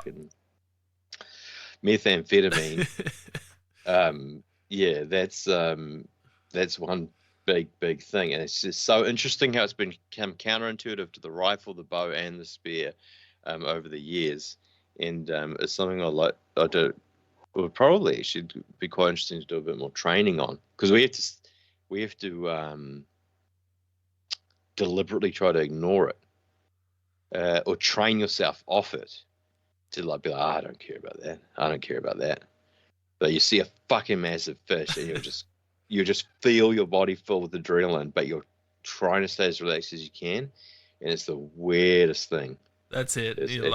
It's called buck fever for a reason, you know. It's not called carrot fever. yeah, that's it. Yeah, get bloody cucumber fever. Fucking hell. Go get a tomato off the bush and just start shaking. You know, you go to reach down to pick it, but you miss. Yeah, that's right. Yeah. You shoot it in the guts because you just can't even. You go to grab it and you just squeeze that tight and explode the tomato. Yeah, that's the one. Anyway, man, it's been freaking awesome having you on, and it's been 3 hours we've been chatting. It's absolutely fucking flown by. Yeah. If people have enjoyed what they've heard, they want to check out your content, they want to have a chat, whether it's about spearfishing, hunting, or just these health challenges you've been having and stuff like that. Where can they reach out to you, and where can they check out your stuff? So yeah, if anyone can just go on YouTube and search Aquatic Rehab spearfishing. That's like the big long style vlogs. I'm using a new Instagram now, and I find that quite easy to respond to people as opposed to Facebook in there. Yep. And that one's just like Luke_likes_ledges. Okay. And that one there is like, I'm gonna do like mini clips and stuff, not overdo it, so I can still put a lot of stuff on YouTube and rah. And then that one there, I like to answer questions because I can just hold down the record button and not type. I've kind of figured that out. Like, I burnt myself out fucking typing. Yep. And I'm just like, okay, blah, blah, blah. Because I naturally seem to have quite a few answers to quite a few of these questions. The other thing that I'll plug, shamelessly, is, actually not so shamelessly, because I put a shitload of effort into it, is I have the How to Spearfish series. So I've done 5 episodes from like a beginner's guide to spearfishing gear. It's like an odd hour. A guide to hunting kingfish, a guide to hunting snapper, and those kind of can cross over to any pelagic or any like difficult reef species. Yep. And they've got like diagrams, where to go in the current, what to do, what to look for on the Navionics charts. And then I've got a guide to like how to increase your breath hold for spearfishing, which has relaxation techniques, and that's like another 50 odd minutes of me just talking about like technique, hook breaths, hyperventilation, danger zones, and just all sorts of shit. And then the last one is a guide to spearing around sharks, which is sort of getting used to sharks. And I've put that all on, it used to be on Vimeo. Everyone on Vimeo, if they message me, they get the whole thing for free. The people that got it, they just get like a link to the whole lot. Yeah. But the rest of it's just sitting on my Patreon, which is just aquatic_rehab_spearfishing on Patreon. Also, while I was kind of starting to get a bit wonky, people will see it in there, but I put the yards in. I actually did like 6 to 9 hours of informational just chats to a GoPro. Oh yeah, sick. Which just sits on there, and it's like, some of them I've got like a wire up my nose because they're doing a test on me and fucking all sorts of shit. And I look kind of grumpy, but I'm like, someone will ask a question and I'll just, and it's just like, if you want the pure info, that's all sitting on there as well. It was like a whole year worth, one a week or something. Yeah, I'll get you to send me those links, and then I can post them on the page and tag you in them, and so people can find them a bit easier. Yeah, sick. Yeah, and then it's just that's what it is. And then for the then whoever else can just buy us that fucking yacht, and then we'll go up to Great Barrier and bloody find that big one. I'll come and get some spearfishing lessons from you when they buy the yacht. They can fly me out there and start. That's what I was thinking. Get the Hilo. So Bezos or Zuckerberg, if you're listening, this is our demands. Yeah, just invest, please. Anyway, man, I really appreciate you coming on, and I'm glad to see you getting back out there, and I'm super stoked to seeing your content being back out there, because I have been following for years, and we've chatted on and off over the years as well. So it's been awesome to be able to sit down for 3 hours with you and just talk the shit, man. You're a great speaker. It's been fucking awesome. Yeah, man. Oh no, I appreciate it, dude. It's been great. Sweet as. Anyway, man, I'll let you go, and we'll catch you all later on the next episode. All right. Thanks, bro. Cheers. Thank you for joining us on another episode of Hunting Connection Podcast. We hope you've enjoyed our discussions and gained valuable insights into the world of hunting, fishing, and the outdoors. To stay connected with us and never miss out on an update, please be sure to follow us on social media, all at Hunting Connection Podcast. We appreciate your support and would love for you to share the podcast with your friends and family.